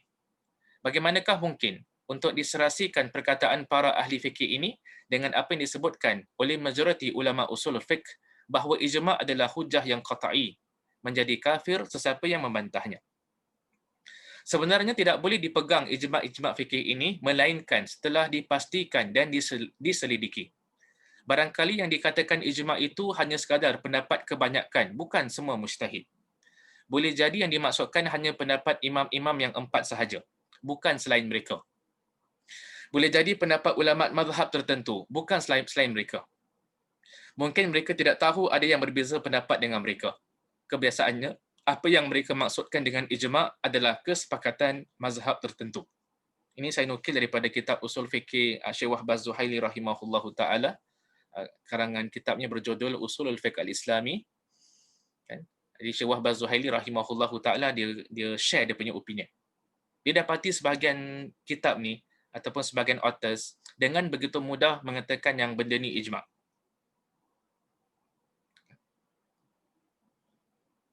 Dan kata Syekh Wahbah Az-Zuhaili rahimahullahu taala, especially pada slide yang ke-19 ni, boleh jadi yang dimasukkan hanya pendapat imam-imam yang 4 sahaja, bukan selain mereka. Ini ada satu very important point yang saya nak highlight.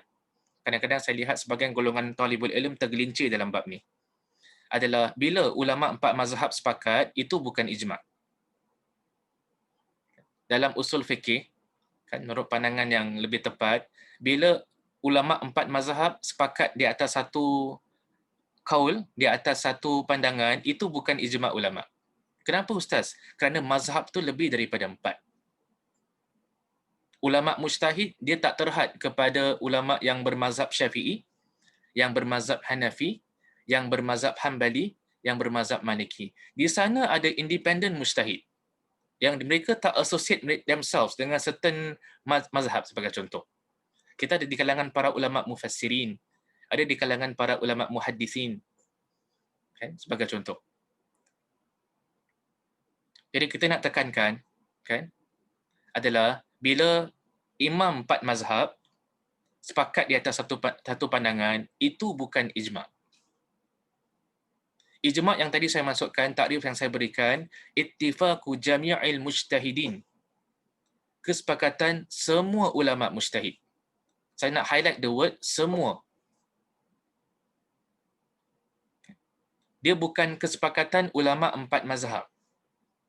Kesepakatan ulama' 4 mazhab bukan ijma' according to the correct opinion.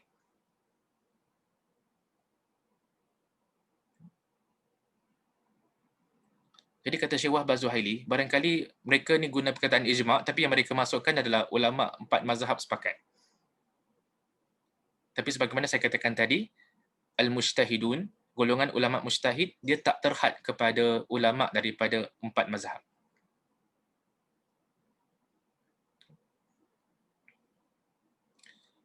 Jadi kadang-kadang berlaku macam certain dakwaan dia kata there are 20,000 ijma' sebagai contoh. So Syekh Wahbah Zuhaili question, is it true yang benda ijma' ni banyak sangat sampai 20,000? Kan? Sebab tu dalam perbahasan ijma' ni adalah satu perbahasan yang detail kan. Bagi mereka yang mendalami ilmu usul fikih, antum kan lihatlah perbahasan tentang ijma' ni adalah satu perbahasan yang detail. Dan menurut kajian saya lihat tentang ijma' ni ada beberapa pendirian di kalangan masyarakat Islam. Ada sebagian orang, sebagian talibul ilm, sebagian penuntut ilmu, mereka langsung menolak ijma'. Ini pun ada orang yang tolak ijma'. Ulama kita dah sepakat dah, semua ulama dah sepakat tentang satu hukum, tiba-tiba dia datang in the 21st century, dia create a new opinion. Dia buat pandangan yang baru. Dia tak menghormati kesepakatan para ulama yang terdahulu. There are such people, even amongst the Muslims. Pendekatan yang kedua pula adalah pendekatan yang begitu longgar. Amat mudah untuk mendakwa yang di sebuah isu tu ijma', sedangkan ada khilaf dalam benda tu. Jadi we need satu pendekatan yang adil. Kan? Bila di antara pendekatan yang adil yang pernah disebutkan, salah satunya oleh Dr. Abdul Karim Zaidan. Dia pernah sebutkan yang sebelum kita nak claim, sebelum kita nak dakwa yang isu ini adalah isu ijma', isu yang disepakati oleh semua para ulama mujtahid, you kena buat research dulu. You kena baca dulu kitab-kitab para ulama terdahulu berkaitan dengan isu ini, tengok ada tak di kalangan ulama yang terdahulu yang berbeza pandangan. Kalau you boleh jumpa tulisan ulama dulu yang berbeza pandangan, itu menunjukkan yang isu ini bukan isu ijma'. Jadi this requires research. Dia perlukan kepada kajian. Jadi saya nak tegaskan, isu-isu yang ada khilaf, isu-isu yang ada perbezaan pandangan, jangan kita kata yang isu ini ijma'. Itu tak adil. Itu tak jujur. Seterusnya is the opposite. Next perkara yang saya nak kongsi dengan antum, tidak mengatakan khilaf dalam isu-isu ijma'. Maksudnya adalah isu-isu yang memang ulama kita dah sepakat dah, berkurun-kurun lamanya. Semua ulama mujtahid bersepakat, jangan antum kata, oh actually isu ni khilaf. Ni beza pandangan. Sedangkan isu ini telah disepakati oleh semua ulama mujtahid. Saya nak bagi satu contoh yang mana isu yang telah diijma'kan oleh para ulama, yang disepakati oleh para ulama, tapi ada sebahagian golongan kata isu ini khilaf. Mereka kata yang isu ini ada differences of opinion yang boleh kita berlapang dada. Apakah contoh isunya? Saya nak quote kata-kata ulama tadi yang saya sebut kepada antum, Dr. Abdul Karim Zaidan. Dr. Abdul Karim Zaidan ni adalah salah seorang ulama syariah yang terkenal. Antara sumbangan dia yang ramai suka baca, kan? Termasuk saya yang suka baca kitab dia adalah Al-Mufassal fi Ahkamil Mar'ah wa Baitul Muslim fi Syariatil Islamiyah. Sebuah kitab yang cukup voluminous, kan, yang membincangkan tentang isu-isu yang berkaitan dengan wanita. Dr. Abdul Karim Zaidan dia pernah membahaskan tentang satu isu yang dilihat ada sebagian orang-orang Islam. Isu tersebut adalah isu berkaitan dengan boleh tak seorang wanita muslimah berkahwin dengan golongan ahli kitab. Boleh tak seorang wanita muslimah berkahwin dengan lelaki Kristian? Boleh tak seorang wanita muslimah berkahwin dengan lelaki Yahudi? Boleh tak seorang wanita muslimah berkahwin dengan lelaki yang menganut satu agama yang bukan agama Islam? Jadi, Dr. Abdul Karim Zaidan dalam kitabnya Al-Mufassal fi Ahkamil Mar'ah, dia bahaskan isu ini. Kemudian saya quote di antara salah satu sentence, salah satu perenggan yang disebutkan dalam kitabnya itu. Dia kata, tiada perselisihan di kalangan para mufassir bahawa ayat yang mulia ini, iaitu referring to surah Al-Baqarah, ayat 221, menunjukkan pada pengharaman pernikahan antara seorang wanita muslimah dan seorang yang bukan muslim. Dan para fuqaha juga ijma' ke atasnya. Tiada perbezaan pendapat di antara mereka mengenai pengharaman pernikahan antara seorang muslimah dan seorang bukan muslim. Jadi kata Dr. Abdul Karim Zaidan rahimahullahu taala, isu tentang wanita muslimah berkahwin dengan lelaki yang bukan Islam adalah isu yang telah diijmakkan oleh para ulama tentang pengharamannya. Tiba-tiba datang certain individual Muslims pada zaman ini, in the 21st century, as well as in the last century, iaitu 20th century, mereka mendakwa, oh no, isu ini isu khilaf. Kita boleh berlapang dada. Tapi kata Syekh Abdul Karim Zaidan, rahimahullahu ta'ala, isu ini isu ijma'.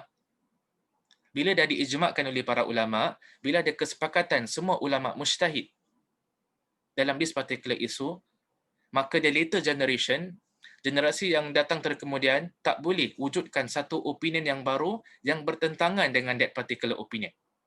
Kerana Allah Subhanahu Wa Taala tak akan biarkan para ulama mujtahid bersepakat di atas kesesatan. Jadi ini adalah isu yang ijma'. Tapi sebagian orang kata ni khilaf. Ini kurang tepat. Isu ini adalah isu yang telah diijma'kan, telah disepakati oleh para ulama mujtahid yang muktabar. Jadi pendekatan yang begitu mudah mendakwa sebuah isu itu adalah isu ijma' pun adalah kurang tepat. Pendekatan yang mengatakan yang isu ni khilaf sedangkan isu itu adalah isu yang disepakati, itu pun adalah pendekatan yang tidak tepat. Jadi hendaklah kita jujur ketika mana kita menukil. Kan, sama ada benda ini khilaf ataupun ijma'. That is why kata para ulama', kalau syarat nak jadi seorang mujtahid, ulama' mujtahid, kita kena tahu apakah isu-isu yang telah disepakati oleh para ulama'. Kan? Ramai di kalangan para ulama' usulul fiqh, mereka mengatakan salah satu syarat yang mesti ada pada seorang yang ingin menjadi seorang ulama' mujtahid, dia mesti ada knowledge, ada ilmu tentang apakah isu-isu yang telah disepakati oleh kesemua para ulama' mujtahid. Itu merupakan salah satu syarat yang diletakkan oleh para ulama' dalam kitab-kitab mereka yang berkaitan dengan usulul fiqh. Masih lagi berkaitan dengan ijma', ada satu perkara yang saya nak kongsi dengan antum pada malam ini, iaitu seorang penuntut ilmu adalah penting untuk dia bezakan antara ijma' dengan jumhur. Istilahnya adalah dua istilah yang berbeza dan maknanya juga adalah makna yang berbeza. Ijma' tadi saya dah jelaskan makna dia, iaitu kesepakatan semua ulama' mujtahid. Jadi bila semua ulama' bersepakat di atas satu hukum, itu kita panggil sebagai ijma'. Ada lagi satu istilah yang digunakan seringkali dalam kitab-kitab fikih, istilahnya adalah istilah jumhur. Jumhur ni diterjemahkan ke dalam bahasa Inggeris sebagai majority. Melayu pun panggil, use the word majority. Majority of the scholars. Kalau ramai di kalangan ulama sepakat, itu bukan ijma', itu jumhurul ulama'. And this must be very precise. Seorang talibul ilm, sebagai seorang penuntut ilmu, kita kena bezakan mana yang ijma', mana yang jumhur. Kenapa penting Ustaz untuk kita bezakan? Kerana bila itu pandangan jumhur, pandangan majority, that means di sana ada pandangan minority. Kalau kita kata jumhur ulama' berpandangan, majority di kalangan ulama' berpandangan, it means di sana ada a second opinion or maybe a third opinion yang merupakan pandangan ulama' minority. Which means, itu menunjukkan yang isu itu adalah isu khilaf. Dia bukan isu ijma'. Beza dengan bila ulama' kata ulama' kan, ijma', bersepakat, semua ulama' ijma'.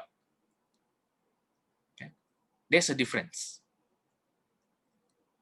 And kenapa penting kita tahu perbezaan ini adalah kalau kita tahu itu adalah qaulul jumhur, perkataan jumhur ulama', majoriti di ulama', maka itu adalah means ada a second opinion, sebagaimana saya katakan tadi, ada pandangan minority. Itu maksudnya isu itu adalah isu khilaf, and bila ada isu khilaf, kita boleh berlapang dada.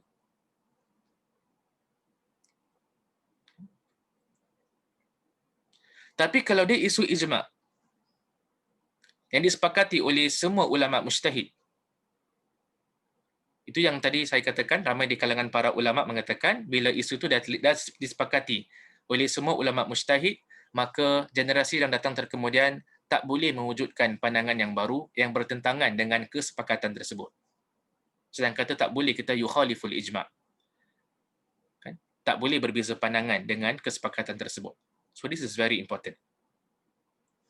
Saya nak bagi satu contoh yang berkaitan dengan poin ni adalah tentang isu menjatuhkan talak 3 sekaligus. Seorang suami, kalau dia jatuhkan talak kepada isterinya dengan talak 3 sekaligus, okay, maka ada perbincangan di kalangan para ulama. Adakah kalau suami menjatuhkan talak 3 kepada isterinya, adakah itu dianggap sebagai satu talak ataupun itu dianggap sebagai 3 talak? Ini ada khilaf di kalangan ulama. Sebilangan besar, jumhur di kalangan ulama, majoriti di kalangan para sahabat Nabi SAW, majoriti di kalangan imam 4 mazhab berpandangan kalau suami jatuhkan talak 3 sekaligus kepada isterinya, maka jatuhlah talak 3. Ini pandangan jumhur di kalangan ulama. Ini pandangan majoriti di kalangan ulama. Tapi dalam masa yang sama, kita nak ingatkan antum yang there is a second opinion dalam isu ini. Bila kita kaji tulisan para ulama yang terdahulu, there is a second opinion. Walaupun pandangan ni pandangan minoriti, tapi pandangan ni wujud. Pandangan minoriti di kalangan para ulama silam, mereka berpandangan kalau suami jatuhkan talak 3 sekaligus kepada isterinya, maka dia tak jatuh talak 3, tapi dia jatuh talak 1. Dan ini juga merupakan pandangan segelintir sebahagian di kalangan para sahabat Nabi SAW. Ini merupakan pandangan Abu Musa al-Ash'ari. Ini merupakan pandangan Abdullah ibnu Abbas radhiyallahu anhuma. Ini merupakan pandangan Abdullah ibnu Mas'ud radhiyallahu an. Abdul Rahman bin Auf, Zubair bin Al-Awwam, merupakan pandangan sebahagian di kalangan para sahabat. Juga merupakan pandangan sebahagian segelintir di kalangan golongan tabi'in.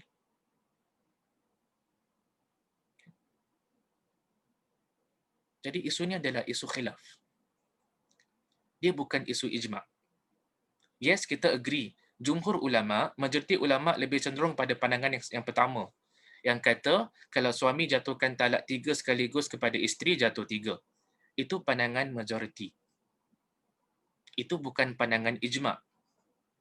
Kerana bila kita kaji balik tulisan para ulama terdahulu, kita dapati di kalangan para ulama silam, as early as zaman sahabat Nabi, dah berbeza pandangan tentang isu ini. So it's a matter of differences of opinion. Dia merupakan masalah yang diperselisihkan oleh para ulama.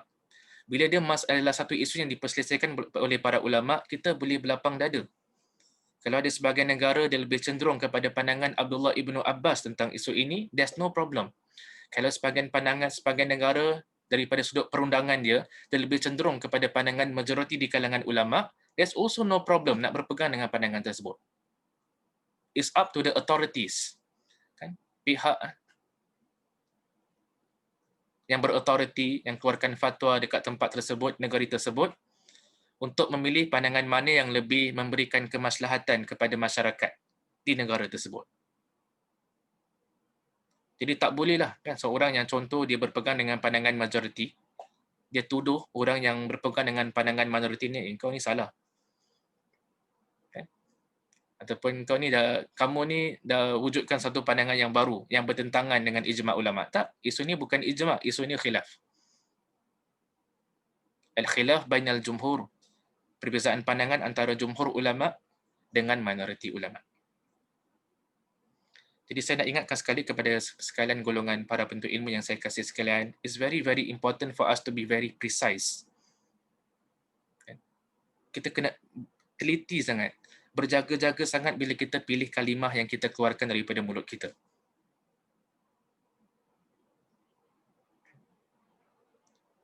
Very precise. Ini isu ijma' ke isu jumhur?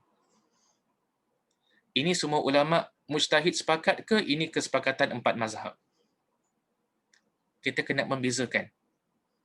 Kan? Kerana dia ada implikasi dia. Jadi Allah Subhanahu Wa Taala mengajarkan kita untuk sentiasa menegakkan keadilan. Sama juga berkaitan dengan ilmu. Okay? Hendaklah kita bersikap adil. Benda yang khilaf, kita cakap khilaf. Benda yang ijma', kita cakap ijma'.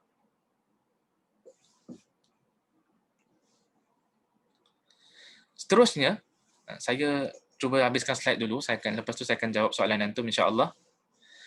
Seterusnya, pandangan ulama yang diutarakan bagi keadaan darurat ataupun hajat tidak boleh diumumkan kepada keadaan biasa. Kita ni dengan ada nikmatnya internet, kita boleh tahu pandangan ulama-ulama luar negeri. Dan kadang-kadang ni, sebahagian ulama luar negara, mereka ni jawab satu soalan yang diajukan kepada mereka dalam keadaan darurat. Dalam keadaan tak ada alternatif yang lain. Kadang-kadang mereka daripada sudut fatwa yang mereka keluarkan tu macam a bit relax. Diringankan hukum. Sesuai dengan kaedah dalam fiqih yang berbunyi ad-darurah tubihul mahdhurat. Keadaan darurat dia membenarkan perkara-perkara yang dilarang oleh Allah Subhanahu Wa Taala.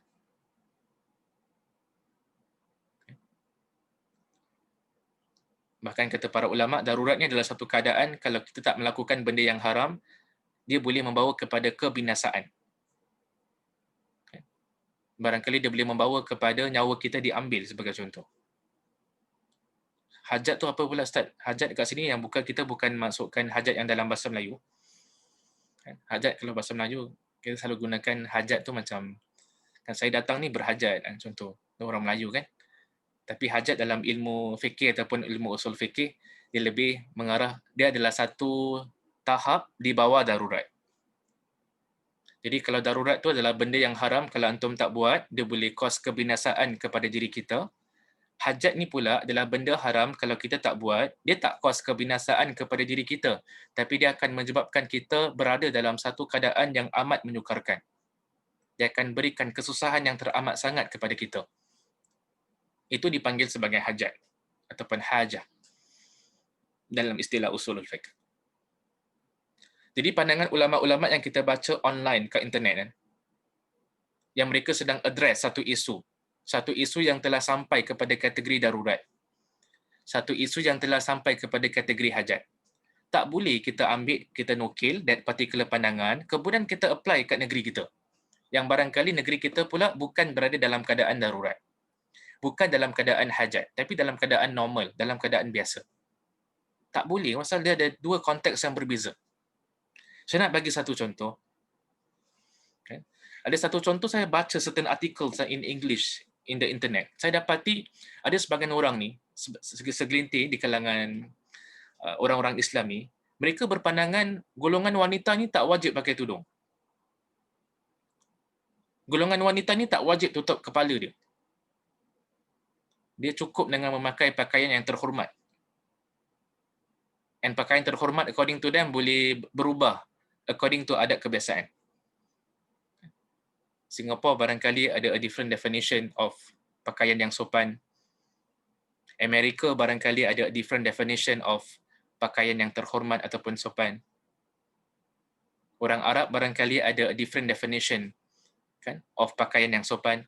So there are certain articles out there in the internet, and sadly ada sebahagian di kalangan orang-orang Islam yang terpengaruh dengan those articles.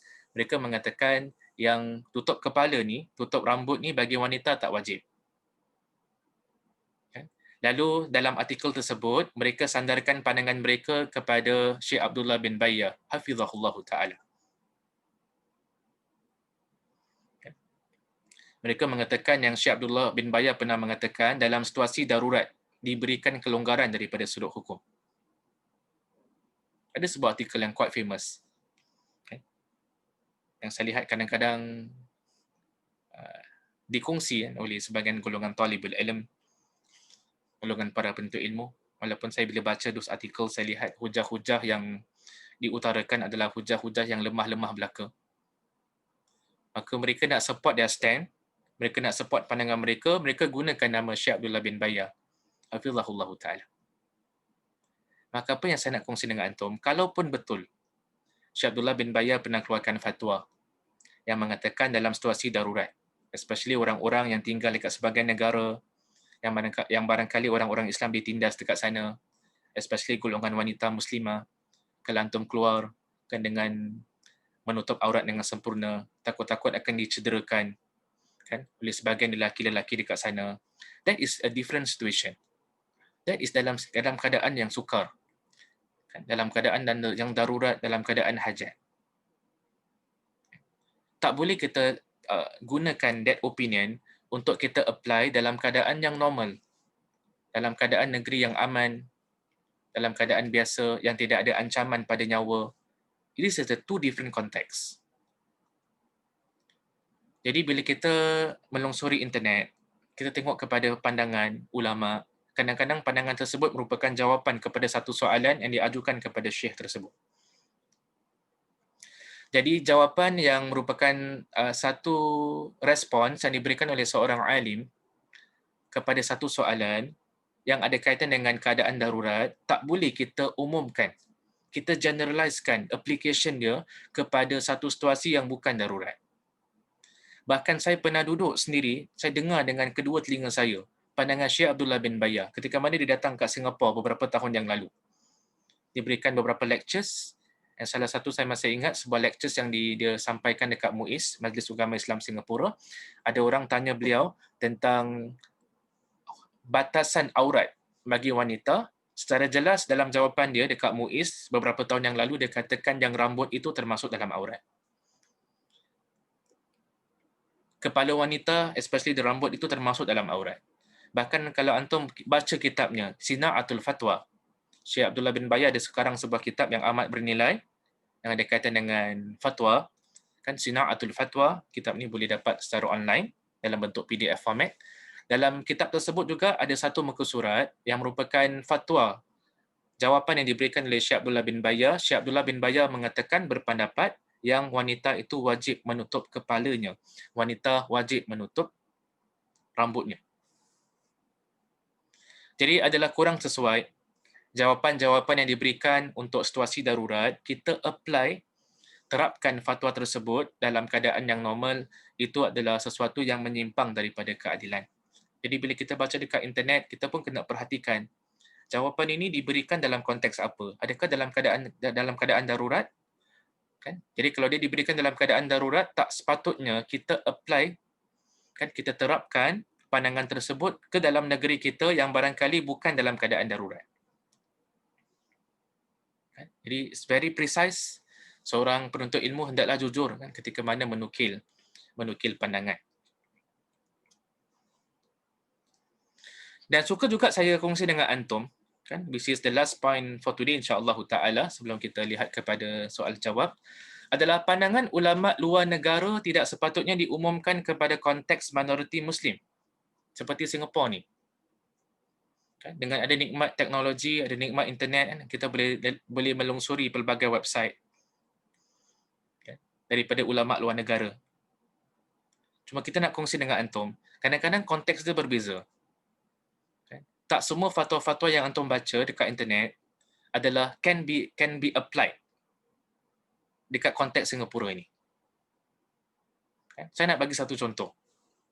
Ada seorang ulama syariah yang terkenal, namanya adalah Dr. Muhammad Az-Zuhaili. Dr. Muhammad Zuhaili ni kita jangan confuse dengan Dr. Wahbah Zuhaili. They are two different individuals. Dua individu yang berbeza. Tapi mereka ni merupakan adik-beradik.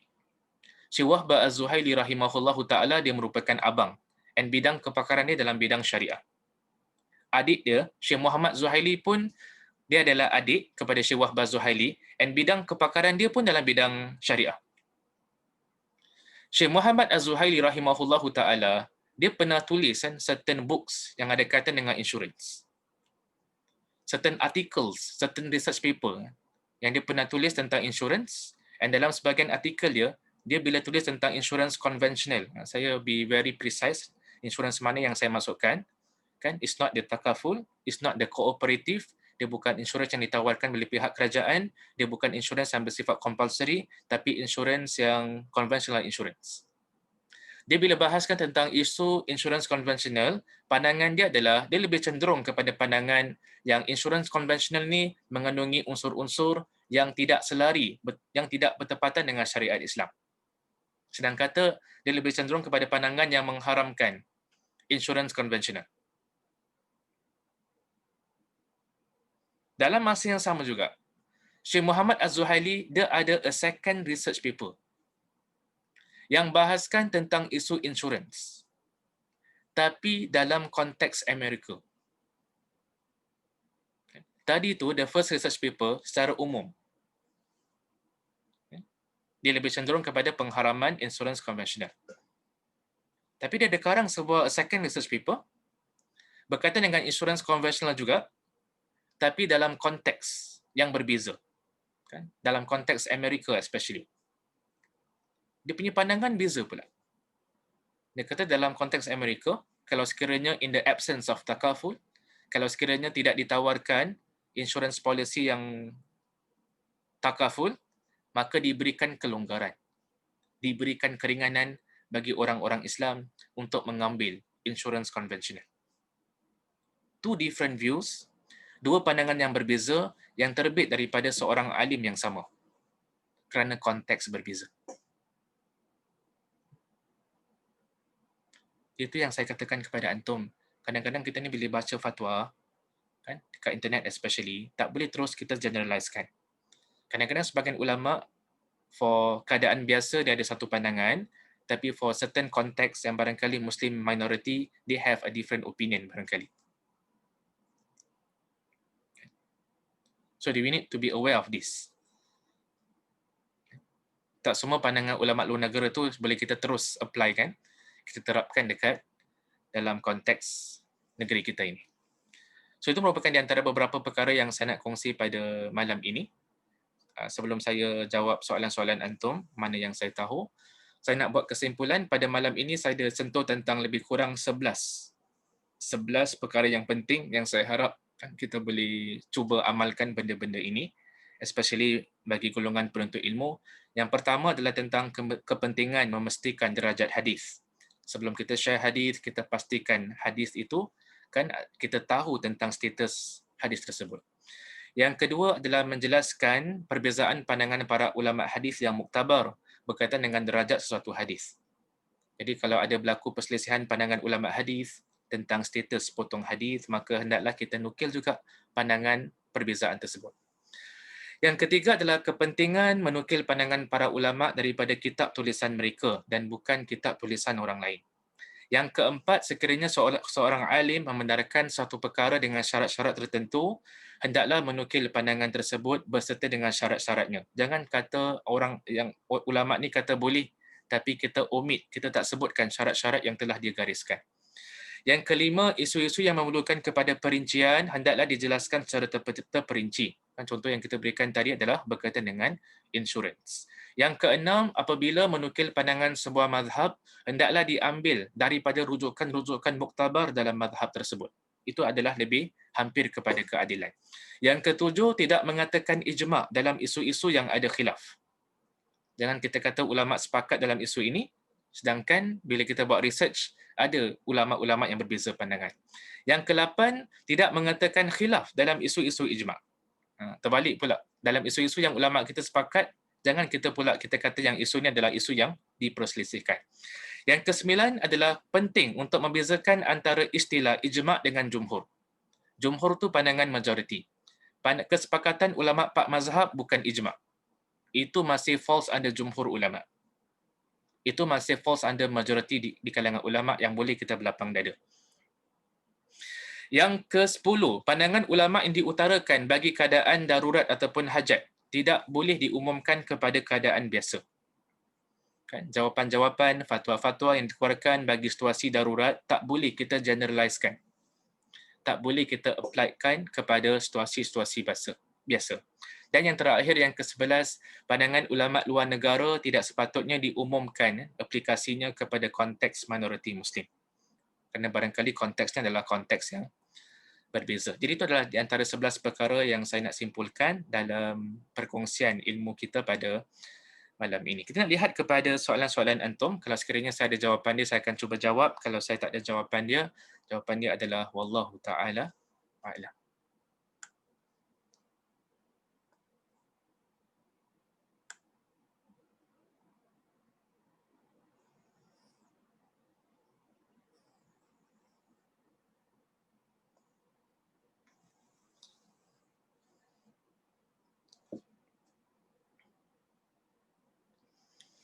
Ada yang bertanya, terima kasih Ustaz kerana kongsikan kepada kami syarat-syarat penggunaan alat muzik, tapi apakah dalil yang boleh alat muzik? Okay. Jadi ada yang bertanya tentang golongan ulama yang mengatakan boleh menggunakan alat muzik, apakah dalil mereka? Dalil mereka adalah mereka gunakan kaedah al-aslu fil asya al-ibahah. Hukum asal dalam semua perkara adalah dibenarkan, melainkan di sana ada dalil-dalil yang melarang. Dan pada pandangan golongan ulama yang mengatakan boleh penggunaan alat muzik dengan syarat-syarat tertentu, mereka mengatakan di sana tidak ada dalil yang jelas yang mengharamkan penggunaan muzik dalam semua situasi. Dalil-dalil yang ada adalah, according to them, adalah dalil-dalil yang melarang menggunakan alat muzik yang diiringi dengan kemaksiatan kepada Allah Subhanahu Wa Taala. So mereka differentiate antara muzik yang mana melalaikan seseorang daripada mengingati Allah dengan muzik yang tidak melalaikan seseorang daripada mengingati Allah Subhanahu Wa Taala. Jadi ini adalah satu isu yang memang diperselisihkanlah oleh para ulama. Ada certain thesis yang ditulis berkaitan dengan isu ini. Wallahu taala alam.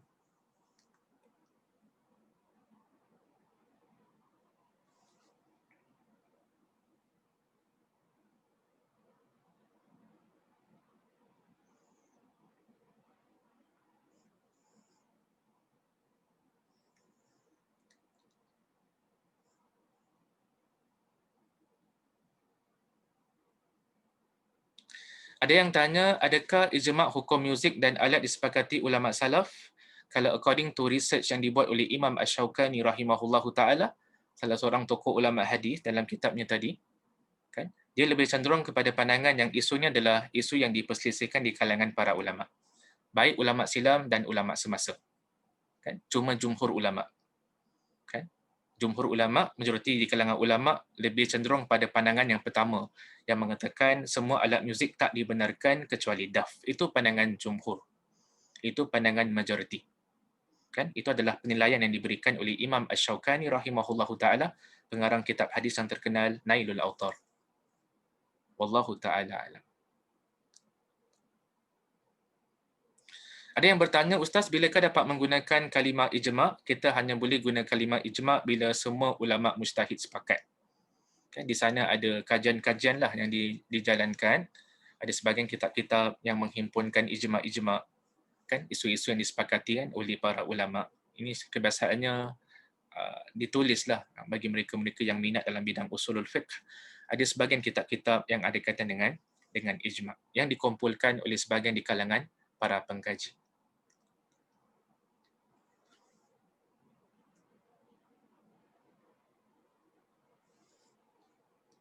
Ada yang bertanya, Assalamualaikum Ustaz, bila Ustaz cakap ijma', perlu kesepakatan ke semua ulama' yang mujtahid, siapakah ulama' ini? Apakah ini termasuk ulama' yang berlainan fahaman seperti Sunni, Syiah dan sebagainya? Kebiasaannya dalam kitab-kitab usul fikih, bila mereka kata ijma' adalah ijma' kesepakatan di kalangan para ulama' ahlu sunnah. Kan? Ijma' di kalangan para ulama' ahlu sunnah. Wallahu ta'ala a'lam.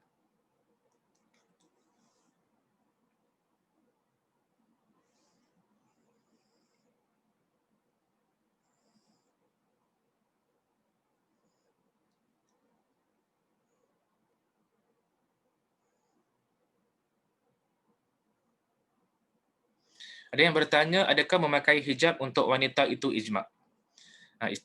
Isu hijab ni kita kena be very precise apa yang kita masukkan dengan hijab. Different people gunakan istilah hijab tapi mereka mean different thing. Ada sebagian orang dia gunakan istilah hijab yang dimasukkan tutup kepala dengan tutup muka. Sebagian orang pula Islam dia gunakan istilah hijab, dia masukkan adalah tutup kepala dan bukan tutup muka. Okay.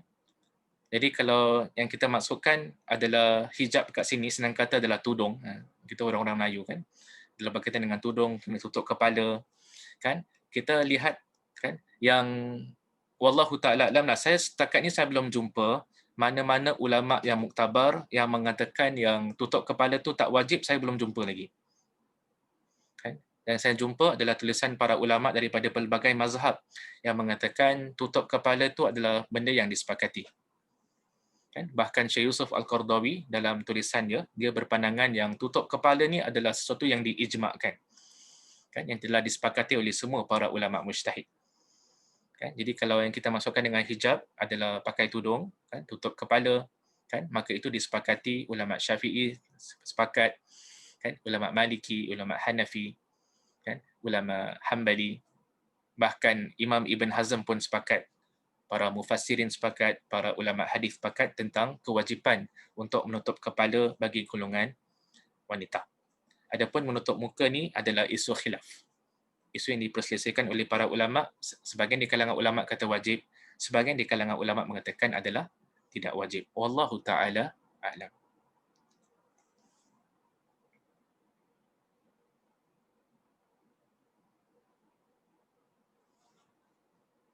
Ada yang bertanya, salam Ustaz, ulama mujtahid perlu beberapa banyak untuk dibenarkan atau dikatakan sebuah hukum disepakati ijma' ulama. Berdasarkan takrif yang saya berikan pada pembentangan tadi, adalah sebahagian ulama mereka takrifkan ijma' sebagai ittifaqu jami' mujtahidin fi asrin minal usur ala hukmi syar'i, iaitu kesepakatan semua ulama mujtahid dalam satu era. So which means kesemua. Kesemua kat sini dia tak ada bilangan yang tertentu. Kalau pada zaman tersebut ada 100 ulama mujtahid, 100-100 tu kena sepakat. Kalau pada zaman tersebut ada 200 ulama mujtahid di seluruh dunia, maka 200 tu kena sepakat. So there's not a fixed number, wallahu ta'ala alam, tapi dia perlukan kesepakatan semua ulama mujtahid without kita specifying a specific number. Wallahu ta'ala a'lam.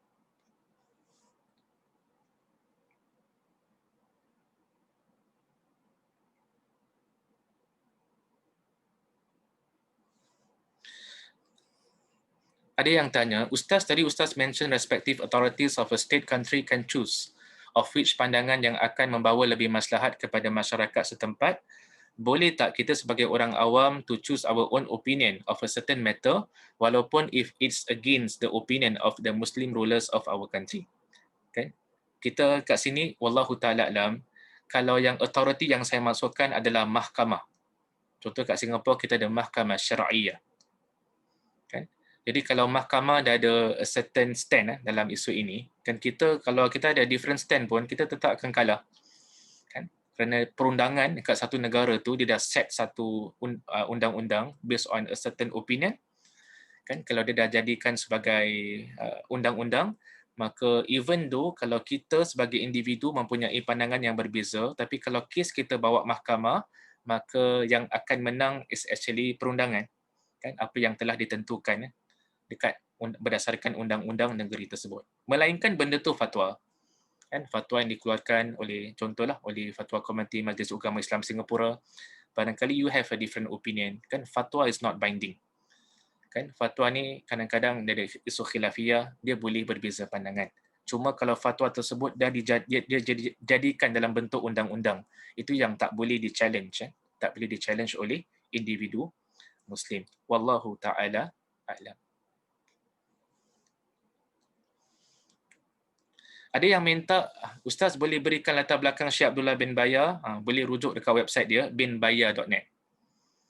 Kalau siapa yang nak tahu tentang latar belakang Syekh Abdullah bin Baya, boleh rujuk kepada website dia, binbaya.net, binbayayeh. Kan? binbaya.net. Dia ada option untuk baca dalam bahasa Arab, ada option nak baca dalam bahasa Inggeris pun ada.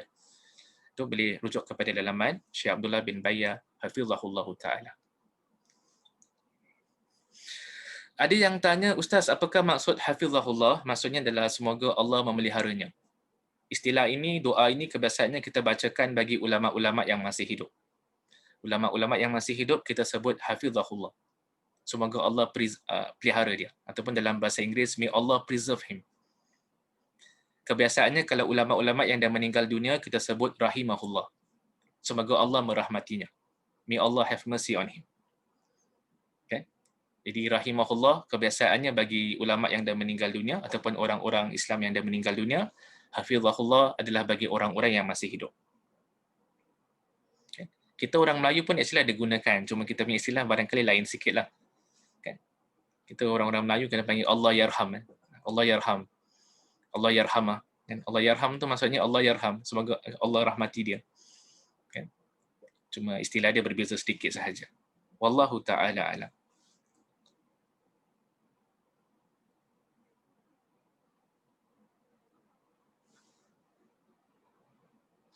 Ada yang kata, Ustaz, bila mahu menukil, adakah perlu untuk menguasai bukan saja tahu sesuatu bahasa yang terdapat dalam penukilan tersebut? Jadi kalau kita nak menukil pandangan mana-mana ulama, kita kena kuasai bahasa. Kan ulama tersebut gunakan. Kalau dia berbual bahasa French sebagai contohlah. Kan kalau ada ulama-ulama yang dia berbual tulis dalam bahasa Perancis. Kan kena kuasa bahasa tersebut. Kalau dia tulis dalam bahasa Arab, kita kena mahir dalam bahasa Arab to be able to understand. Untuk kita benar-benar memahami apa yang cuba dia sampaikan. Takut-takut dia masukkan lain, kita pula faham dengan cara yang berlainan. Wallahu ta'ala a'lam. Ada yang bertanya, Ustaz, bab faraid adalah ijma'. Okey. Faraid ni dalam erti kata yang lain, yang dalam Quran Allah Subhanahu Wa Taala ada tentukan shares ataupun saham-saham tertentu, bahagian-bahagian tertentu kepada ahli waris, kan? Itu disepakati oleh ulama. Cuma kita tak nafikan there are certain matters, certain secondary issues yang ada kaitan dengan bab faraid ini ada khilaf sikit. Kan? So yang saham-saham yang Allah tentukan dalam Quran itu tak ada khilaf. Suami dapat berapa, kalau ada anak dapat berapa, kalau tak ada anak dapat berapa, isteri dapat berapa, kalau ada anak dia dapat berapa, kalau tak ada anak dapat berapa, itu tak ada khilaf lah.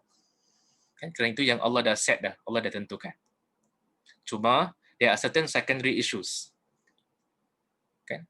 Isu-isu yang sampingan yang ada khilaf di kalangan ulama. Okay? Wallahu ta'ala alam.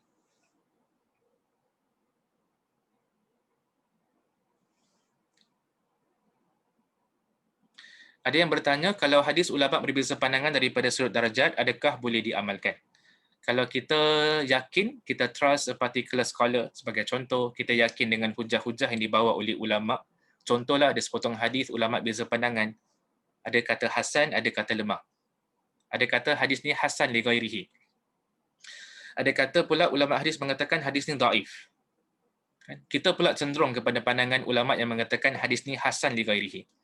Boleh tak kita amal? Kalau antum yakin dengan hujah-hujah yang dibawa oleh that particular scholar and is a trustworthy scholar, itu merupakan ulama yang muktabar dalam bidang hadis, tidak menjadi masalah kita beramal dengan perkara tersebut. Kan kerana kita telah mengikut ahlu zikri. Allah sebut dalam Quran, fas'alu ahla zikri in kuntum la ta'lamun, bertanyalah kepada golongan ahli ilmu kalau sekiranya kamu tidak mengetahui.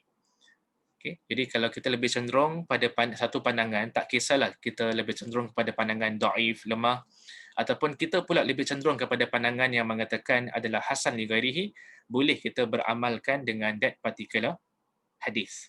Wallahu ta'ala a'lam.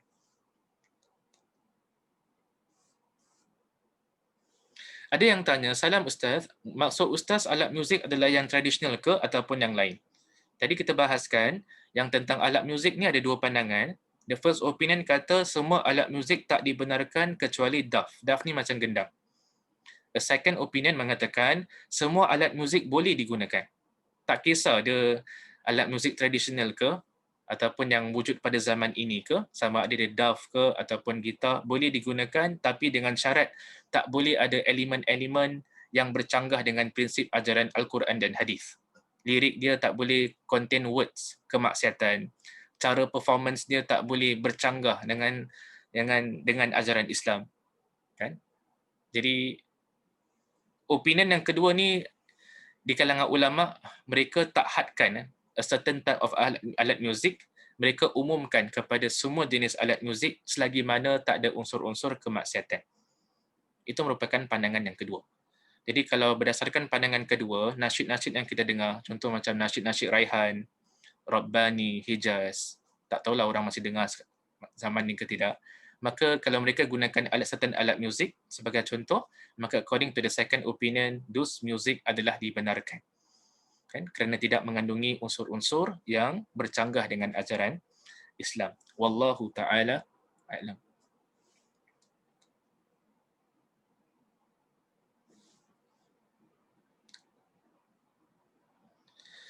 Ada yang bertanya, apakah ciri-ciri ulama yang mujtahid? Oh, ini satu soalan yang pendek tapi jawapan dia panjang sangat. Dia amin, ulama-ulama mujtahid ni dia perlu kuasai pelbagai jenis ilmu. kan, ilmu kuasai tentang Quran, tentang hadis Nabi sallallahu alaihi wasallam, ilmu berkaitan dengan fikih, ilmu berkaitan dengan usul fikih, ilmu berkaitan dengan banyak lagi lah cabang-cabang ilmu yang perlu dikuasai for him or her to be able untuk buat ijtihad, kan, untuk membantunya mengeluarkan pandangan kan dalam isu-isu yang baru. Kebiasaannya ciri-cirinya ada disebutkan dengan secara detail dalam kitab-kitab usulul fiqh. Wallahu taala alam.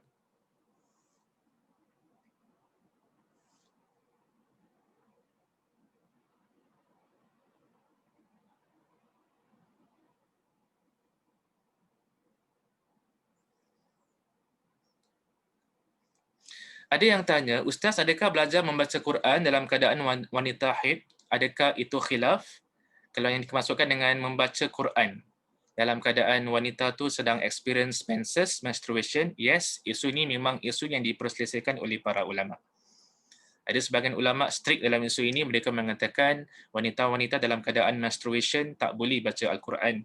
Tapi di kalangan ulama silam, kita juga jumpa di kalangan ulama yang mengatakan boleh bagi golongan wanita walaupun dalam keadaan menstruation, boleh mereka membaca Quran.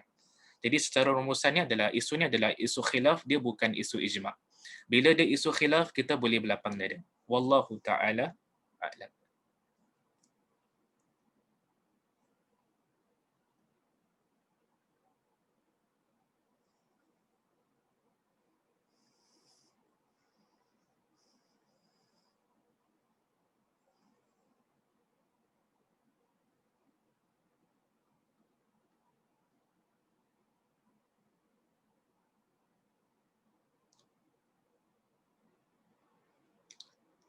Tadi ada yang tanya dekat chat box, Ustaz, bagaimana dengan pandangan empat mazhab tentang muzik? Syukran. Kita mengatakan empat mazhab, majoriti di kalangan para ulama empat mazhab berpandangan lebih cenderung pada pandangan pertama. Mengatakan alat muzik tak boleh digunakan kecuali daf. Tapi kajian dilakukan, kadang-kadang dia asam, walaupun kita sebagaimana kita tahu, kita pernah bahaskan bagi mereka yang ikut sesi kita tentang fiqh al-ikhtilaf. Kadang-kadang satu ulama ni dia ikut satu mazhab. Tapi kadang-kadang in that particular issue, dia tak setuju dengan pandangan mazhab tersebut dalam that particular issue. Kan? Kita bagi mereka yang ikut sesi fiqh ikhtilaf, kita pernah kongsi tentang Imam Nawawi. Imam Nawawi walaupun dia mazhab Syafi'i, tapi dalam sebahagian isu dia yukhalif. Dia beza pandangan dengan pandangan mazhab Syafi'i. Sama juga tentang isu alat muzik ni. Walaupun secara umumnya, ramai di kalangan para ulama empat mazhab lebih cenderung kepada pandangan yang mengatakan tak boleh menggunakan alat muzik kecuali daf. Tapi bila kita buat kajian dengan lebih mendalam, kita dapati yang certain individu, ulama-ulama dalam that particular mazhab berbeza pandangan. Contoh macam Imam Al-Ghazali rahimahullahu ta'ala lebih cenderung kepada pandangan yang kedua. Yang kata boleh selagi mana tidak ada elemen yang mengharamkan. Al-Is ibn Abdis Salam, Sultanul Ulama Al-Is ibn Abdis Salam lebih cenderung pada pandangan yang kedua walaupun dia mazhab Syafi'i. Jadi apa yang saya nak tekankan kat sini, isu tentang penggunaan alat muzik ni dia tak sampai kepada derajat ijma'. Walaupun saya lihat dekat internet ada tulisan-tulisan yang kata isu ni ijma' ulama', saya secara peribadi saya tak setuju dengan this particular conclusion. Kerana saya dapati di kalangan ulama'-ulama' silam ada yang berbeza pandangan dalam isu ini. Barangkali yang dimaksudkan adalah kesepakatan ramai di kalangan ulama'. Kan? Tapi dia bukan ijma'. Ijma' adalah kesepakatan semua di kalangan ulama' mujtahid. Wallahu ta'ala a'lam.